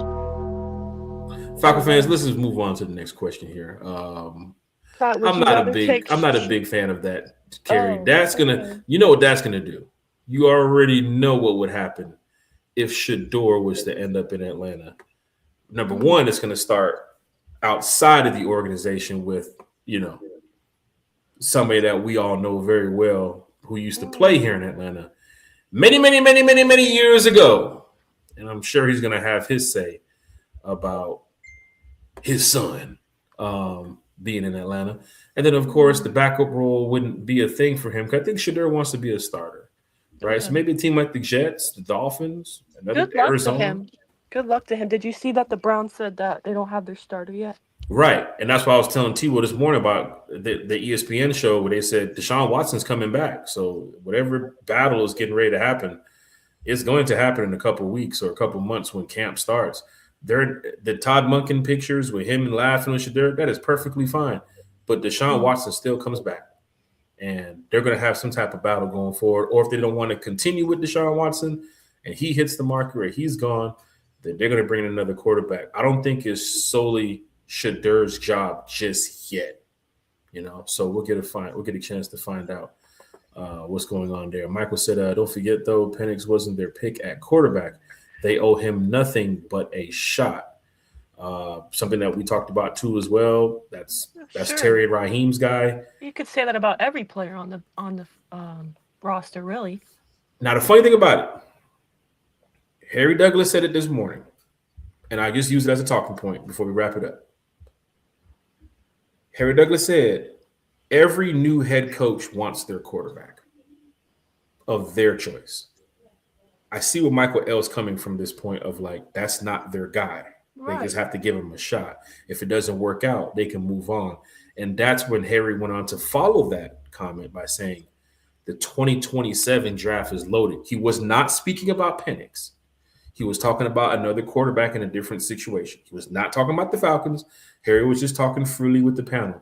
But when Harry said that this morning, I sat there and I said, that sounds like you.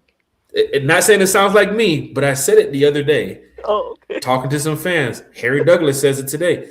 Every new head coach wants their guy. When Clint Kubiak becomes the head coach of the Raiders, it's not going to be because of Geno Smith. It's going to be because he's going to draft Fernando Mendoza and he's going to work with the best quarterback coming out of college. I'm just not trash talking anybody. Well, they have the first overall pick, so it's already a shoe-in. They're going to draft him.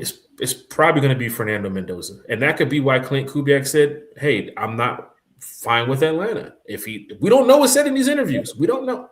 That's all behind the scenes. We don't know. But at the same time, if you're going to make that comment, you could also say on the other side of the coin, maybe we didn't want him. That is perfectly true. like maybe he was not our guy. I Right, think it's been reported that the Falcons wanted a coach with head coaching experience, and sorry, but Clint Kubiak doesn't have that. right, right. And that's what we're all on the same page on. I think Matt Ryan has made the right decision, and we will move forward with that. I know fans all over the spectrum will question these moves from the Atlanta Falcons, free agency moves, draft moves. I told you, T. Will, draft day gonna happen. They're gonna say we need this player from this college. We need to go get this wide receiver from this school. Falcons choose a different player. You know what they're gonna do? They're gonna get upset. We should have went after this guy. We should have went after this guy. We should have did that. Nobody's ever gonna be on the same page. We're gonna win the Super Bowl one day, and fans are still gonna be upset. It's just how it is. That's just how it is. But I see some fans over here talking about some stuff in the chat too as well.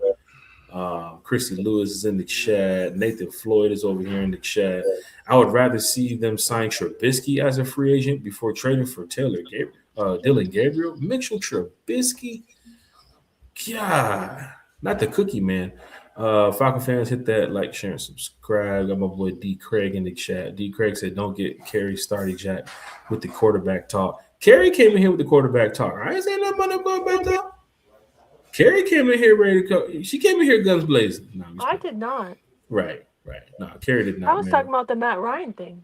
Right. And Kerry, we talk football offline too as well. So if Craig was in the chat, our Falcons chat, he would see amongst, some of the content creators and of course. You trolling me? Got it. No, I'm not. I would never. We love Kerry Collins. But for the talk that we have away from the podcast, for fans who do not know, like we literally break down this stuff all day. So if we're not live with the hundreds of people watching, a lot of times when it's just us three or us four, when Bodie gets involved too as well, whenever Bodie's not, detailing, when he jumps into the chat, he's talking Falcons with us. Big Low Country's talking Falcons with us. And we have these breakdowns left and right. We will post segments from Stephen A. And we'll talk about, a clip that went viral from this person or Matt Ryan's comments over here. And then we'll just have these discussions. So a lot of times, Craig, for a chat, you don't hear us have these discussions, but we talk about it all the time. And that's why when we go live, we just pretty much bring our facts and our opinions about what's going on with the team right here to the podcast. Because Kerry, how many times have we talked about Michael Penix this week in the chat? Every day. I mean, sometimes 2-3 times a day. Every morning you turn on the radio, you turn on the TV, they're always talking about something with the Falcons since the offseason has started. So, we enjoy doing this type of stuff. But let's see. DJ Big said the big problem with our fan base is that, the big problem with our fan base that I've already seen is we think everybody is our guy. That is true. But my thing about that is I'm going to give every guy a fair shot, kind of like what T. Will said. And I'm a fan. I'm not the GM. I mean, my job as a fan is to support whoever's wearing red and black, the Falcons logo, right? And hope they succeed, because if they succeed, our Falcons are doing well.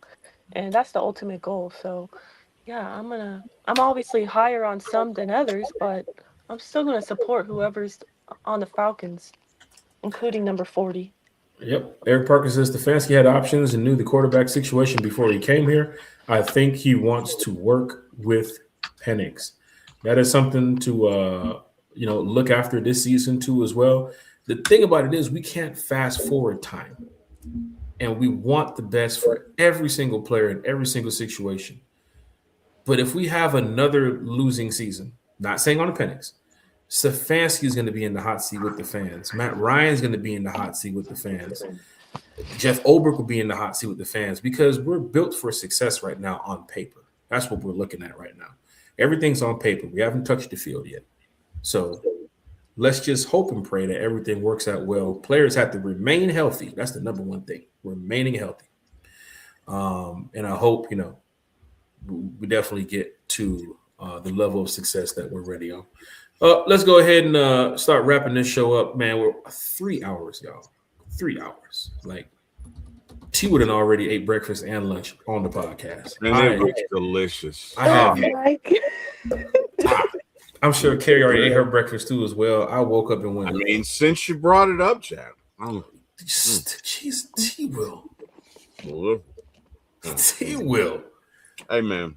We have subscribers in the show, T-Will. They understand. They've been here 3 hours. They probably hungry too. Please subscribe to For My ATL drive-thru. Amen. For My ATL donuts. Shout us out. There you go. Krispy Kreme, baby. Donuts at Krispy Kreme at 12:45 in the afternoon? Damn right. Okay. First and foremost, Jack, let me help you. This is Atlanta. There is never a wrong time to have hot Krispy Kreme donuts. It's just not.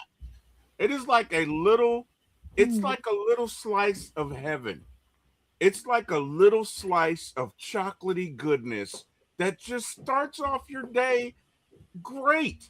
Okay, I got to start working like 15 minutes, and you know what? I'm going to start work with a smile on my face. Ask me why, Jack. Ask me why. And a stomach full of sugar. Like that's just. Right. Oh, love it. Damn it, T-Will. Shaking my head. In the comments. Eric Parker, you already knew Eric Parker's going to say that too as well. He showed up at the right time as soon as T-Will starts eating on the show. DJ Biggs in the chat. That's true, Kerry. I'm saying when fans see every player or coach as soon as they get available, it's always go get this guy, go get this guy. Yep, that's how it is. Yeah. Draft. Oh, wait till you see draft night. I'm sure DJ, you probably been through it. Wait till you see draft night. Why did we draft him? Why did we draft him? That free agent was available. Why did we get him? It's just how it is. AJ Terrell. Right. You gotta have a plethora of picks. You gotta have a bunch of picks. That's why we talked about it, T-Will. Yeah. You ask fans a question and you ask them to step to the right or step to the left. Everybody's not going one side. Nope. People are going to be split. I'm going to be on the right side. I'm just saying.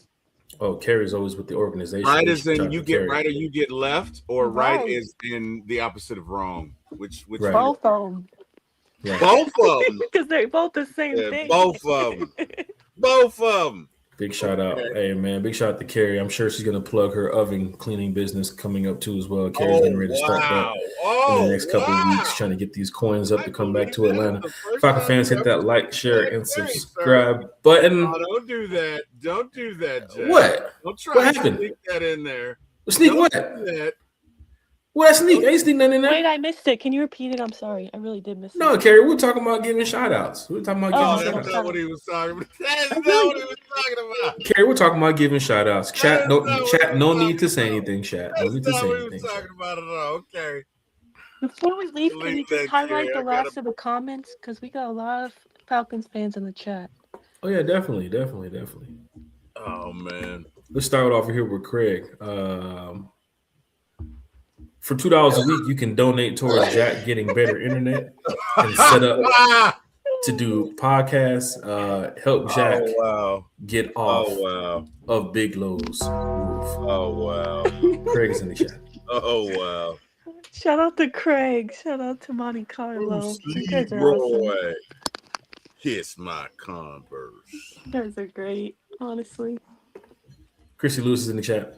T-Will, former ATL Sports One, as a registered dietitian, put the rest of those donuts in the kitchen. Lord of mercy. What? I am going to do that, Christy. Lord of mercy. I'm going to do that. Christy. Christy, send him a DM after the show and make sure he does put those in the kitchen or in the trash. Falcon fans, hit that like, share, subscribe. When T-Will slapping his gums over some food, never expected that. D. Craig is in the chat too as well. Big shout to D. Craig. Michael L's in the chat. He said, T-Will, what's your favorite donut?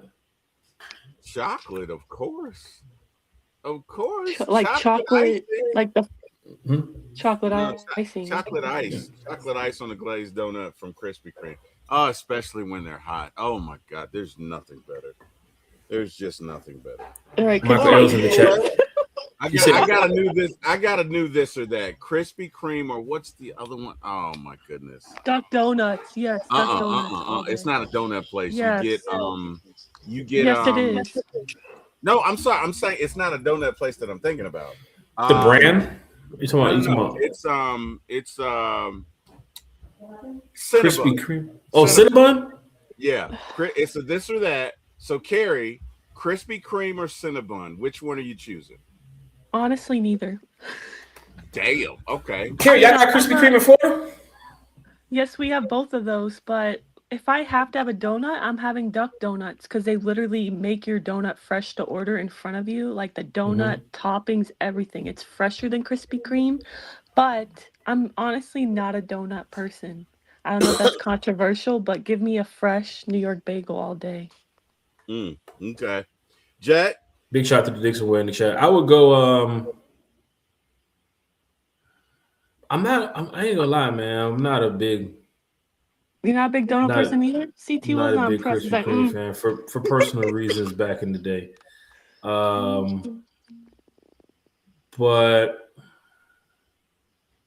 I ain't gonna lie, Cinnabon got some. Cinnabon's decent. I mean, they got like what is it? What's some little things? What's some things called, T-Will? The little cinnamon rolls? I love I just brought it up because I brought it up because we got into a big debate. I'm not a big fan of me either. KK, but yeah. I've my kids have them, so I'm. Hey, Chad, I know it's just loaded with a bunch of sugar too as well. But Miss Smith said you got all the 2027 snacks over there too. I do. Yes, I do, Miss Oh Smith. my Hey, Chad, Krispy Kreme or Cinnabon? If you like Krispy Kreme, drop a 1 in the chat. Chat, like Krispy Kreme, Dunkin' or Cinnabon. Let's do that one. Let's add Dunkin' in there too. What? Dunkin's been around for a long time too, T-Will. Okay, all right.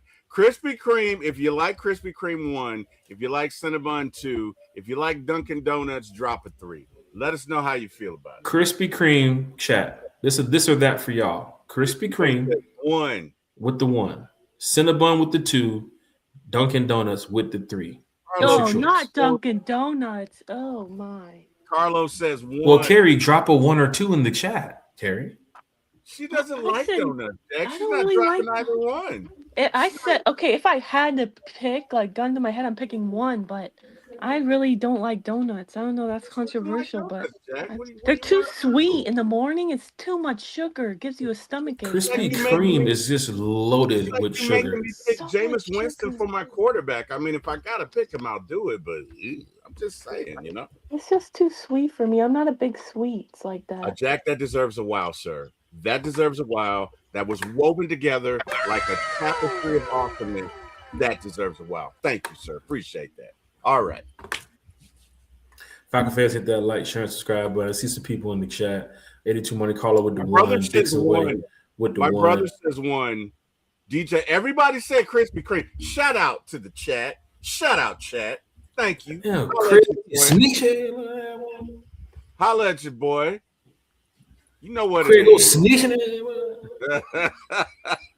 God damn, Chris. You know what it is, Chad. Damn. Krispy Kreme all Carrie, don't believe what Craig is saying right now. This never happened. He said, I'm going to snitch, but Jack giving a shout out about Carrie cleaning ovens as well. Carrie. I never said anything like that. You're lucky I didn't hear that. Anyways, thanks, Craig. Thanks, Craig, for having my back. With a smile on his face, too. Oh, God. Craig. Sure did. Should have sent a super chat to myself. Oh. Shout out to Monte Carlo because I just want to say thank you for the recommendation. I screenshot that and I'm trying that this probably weekend. I just looked it up and there's one like less than 15 minutes away from my house. So I will be trying that. Thank you. Excuse me. Big shout out to everybody in the chat, man. Look at this, y'all, Falcon fans. It's always good to have a good time talking football, getting away from football, talking about other things too as well. It's just great. Wait, hold on, Miss Smith. Wait, hold on now. What is going on, Gary? Don't believe these people. Where are these comments coming from? I felt my wife's hand about this. Like, bruh, no, he did not say that. He did not. Carrie, I would never. I've been married to my wife for 32 years. I wouldn't be like getting that kitchen because I'm afraid she would punch me. Yeah, I wouldn't. No, we didn't do that, Mrs. Smith. We didn't do that. No. Big shout out to everybody in the chat. I know one thing though, man. We had a great time on One Time for the Fan. For those that watched this morning, for those that listened this morning, talking a little bit about Michael Penix, talking a little bit about Ian Cunningham, Matt Ryan. It took up 3 hours and some change. The chat with your comments, with your questions, everybody who jumped in, who left, who came back, all the new folks who's here too as well. Thank you all for just being here on this show. A big shout out to Tidy the other day too as well for joining us for the first time on One Time for the Fan. Tidy did a great job. Atlanta Bird Gang, that's the group right there on Facebook, at Atlanta Bird Gang on Twitter. He is a true supporter and rock with the Atlanta Falcons since day one, man. So it was great to Tidy come talk to us about the Atlanta Falcons, and I'm sure he'll be back on the podcast. But for now, we do have to wrap this thing on up. As you can see, Miss Carrie has some stuff to do, so she is up out of here. Big shout out to Miss Carrie for everything that she does too as well. T Will, man, 3 hours and some change, bro. Mm-hmm. We made it. It's like a damn Avenger movie right now. I know, really, seriously. Right. They said the new Avenger movie is gonna be close to 4 hours, bro. Yeah, Doomsday. Yeah, I'm super excited about it, man. Super excited. T-Will, man, I don't know if this is the last podcast before Sunday. We should have a podcast, I think, before the Super Bowl, right? Yeah. We're gonna try our best, but right now I'm booked at 9 a.m. on the golf course. You know, they got the AFC Championship game. No, I'm just kidding. I'm just messing with you.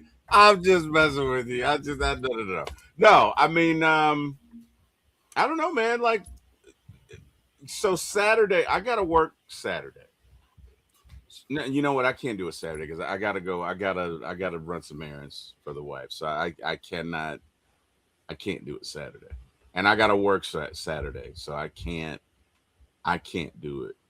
Sunday I'm off, right? But I can't do it. I can't do it Saturday, and I can't do it. I mean, unless you want to do it after 11, because I actually gotta get ready to log in. I'll be on the golf course. Well, you enjoy your golfing expedition, sir. Yeah. And hopefully you're doing well, my brother. And yeah, don't lose any balls, Jack. Sheesh. Hey, don't forget, if this is the last podcast we are doing before the Super Bowl, let's get your Super Bowl prediction. Who wins? Well, you know, I would love to see a game that is filled with hitting and catching and fundamentals and blocking and tackling, and the score is even and the game goes down to the wire, but this ain't going to be that game. I'm going to go 35-10 Seattle. Seattle is going to put belt to, you know, the rest. Falcon fans, hit that like, share, and subscribe button, man. I'm going to go with the Seahawks on this one. Dixon Way is kind of upset with you about putting New Jack City versus ATL for that this or that with Tidy. Fans thinking they would never pick ATL over New Jack City. Well, also, I was thinking shows of DA, right? And you know, I was in the moment, and the moment said do it. So whatever, people. Okay, let's go. Just keep going. Craig said, just go ahead and cancel that tea time because you just wasted money at this point with Big Low smoking you. Big Low, you got these people gassed up on your golf game. Gonna have to do a 1v1 out there on the golf course, Big Low. Nah, man, me and Big Low, we just love playing golf, man. We're going to be out there. Uncle Steve's in the chat, Jack. Oh, I see Uncle Steve's comment too as well. We're going to be over there playing golf on Sunday. And this is going to be a good experience, man. Anytime we're advertising. You'll be hearing from my lawyers, you guys. Every time you do that, Bruce Leroy. Every time you do that, man, I'm thinking of The Last Dragon. Uncle Steve said false advertising for the breakfast or the lunch podcast. He said, you'll be hearing from my lawyers.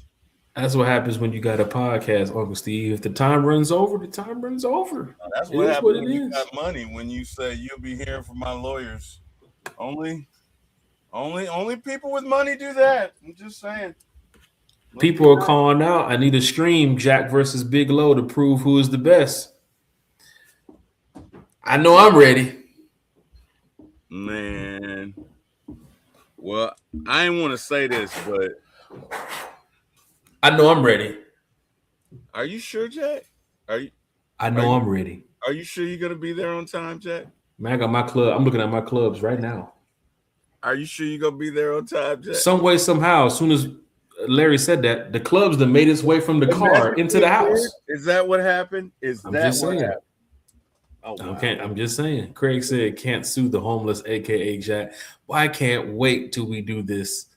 Remember I tell you we're getting ready to add to the shows, right? T. We're gonna add a little roast session, dag joke session coming up to the chat soon. Man, it's gonna be great.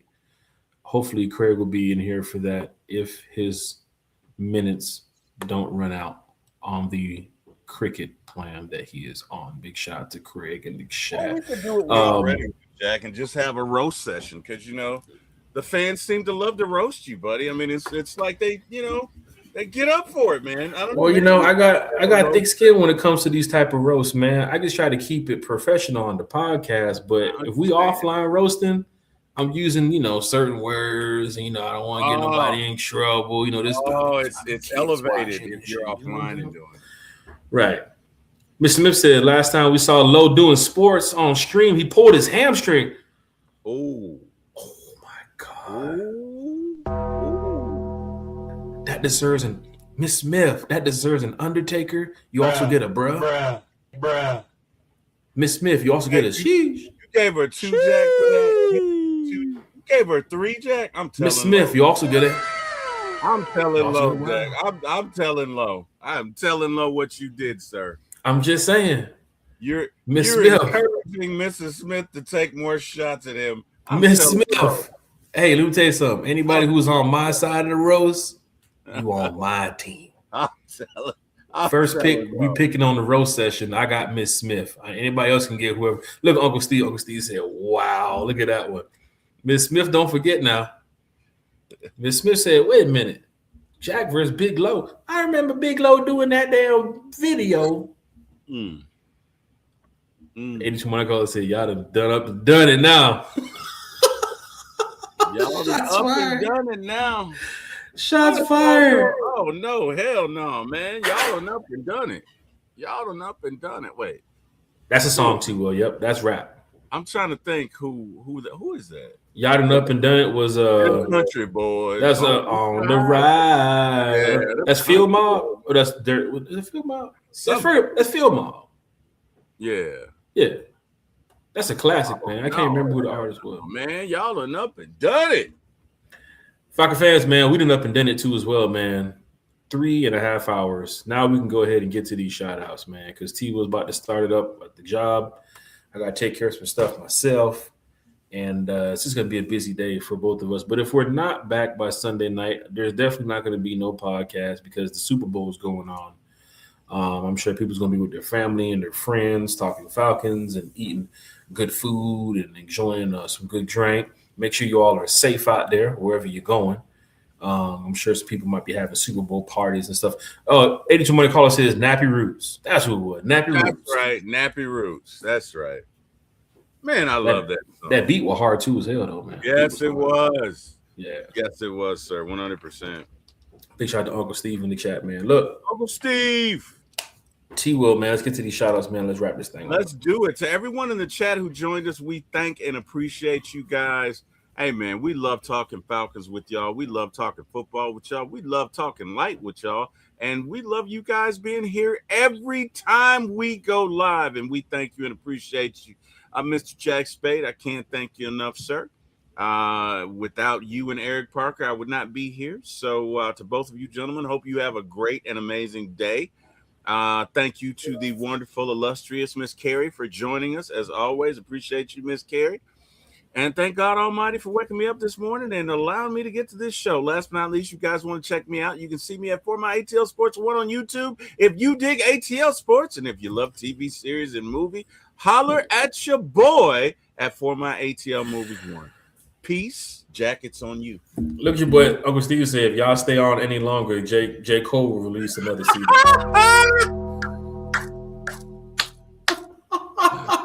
Uncle Steve said he wants revenge. Hey, Bobby D said, good morning. Bobby D, where you been, man?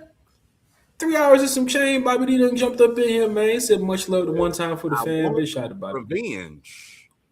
Big shout out. Revenge is what I want. Shout outs, man. This is a great time.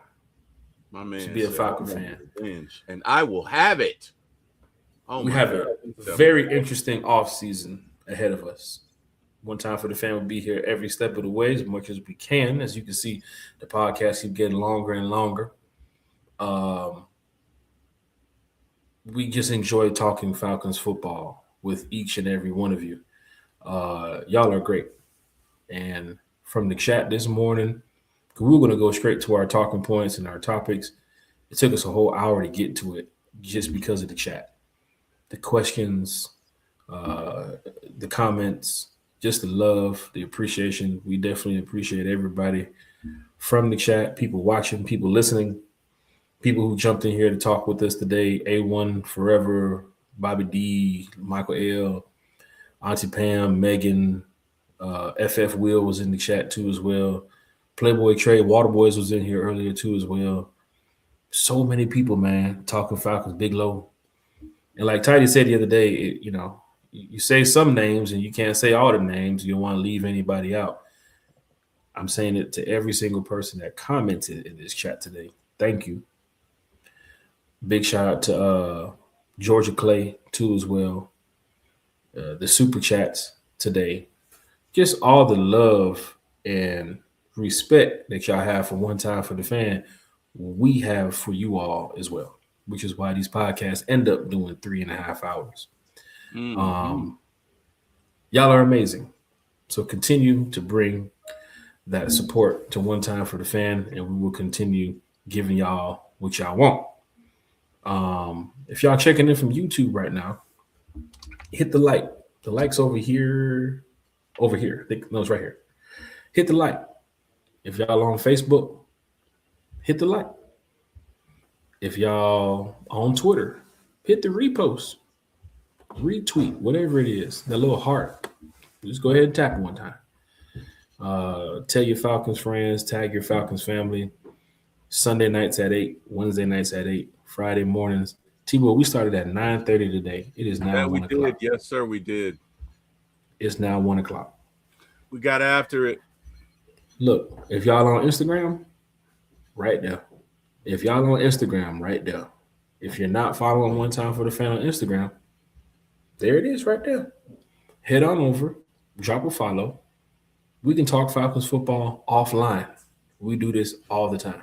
We love talking Falcons football with everybody. We have so much going on from the draft, free agency, open to the public training camp, preseason, OTAs, voluntary workouts, everything, the news, the media, everything is going to be dropping with One Time for the Fan is because of the Atlanta Falcons. So you already know when this stuff happens, we're going to be here to cover it as best as we can. So chat is live, chat is lit. For those that do not know, as a matter of fact, for those that do know, if you had a good time today in the podcast, go ahead and drop a rise up in the chat, man. Everybody talking amongst each other, chatting amongst each other in a positive way, having respect for one another. Just drop a rise up in the chat, man. Because at the end of the day, man, we about these Falcons, man. And we're going to get out here, we're going to win this damn thing. And everybody's going to remember every single podcast from One Time, every single podcast from For My ATL Sports and Uncle Steve's Lounge, Big Low and A1, Georgia, Texas Boy, everybody, Recondo and what's his name? Atlanta Falcons fan, Demick Berto. So many people that puts on for this Falcons community. So thank you all, man, for being a part of One Time for the Fan family. About to wrap this thing on up. T-Will, this is the time where I have to hit that button, my brother. I hear you, brother. Let's go, man. Rise up, everybody. We'll see you Sunday. So I ain't feeling the kids much because I gotta go by either. Okay, give me 30 seconds. All right, cool, man. Falcon fans, hit that like, share, and subscribe button, man. We'll go ahead and hit that end.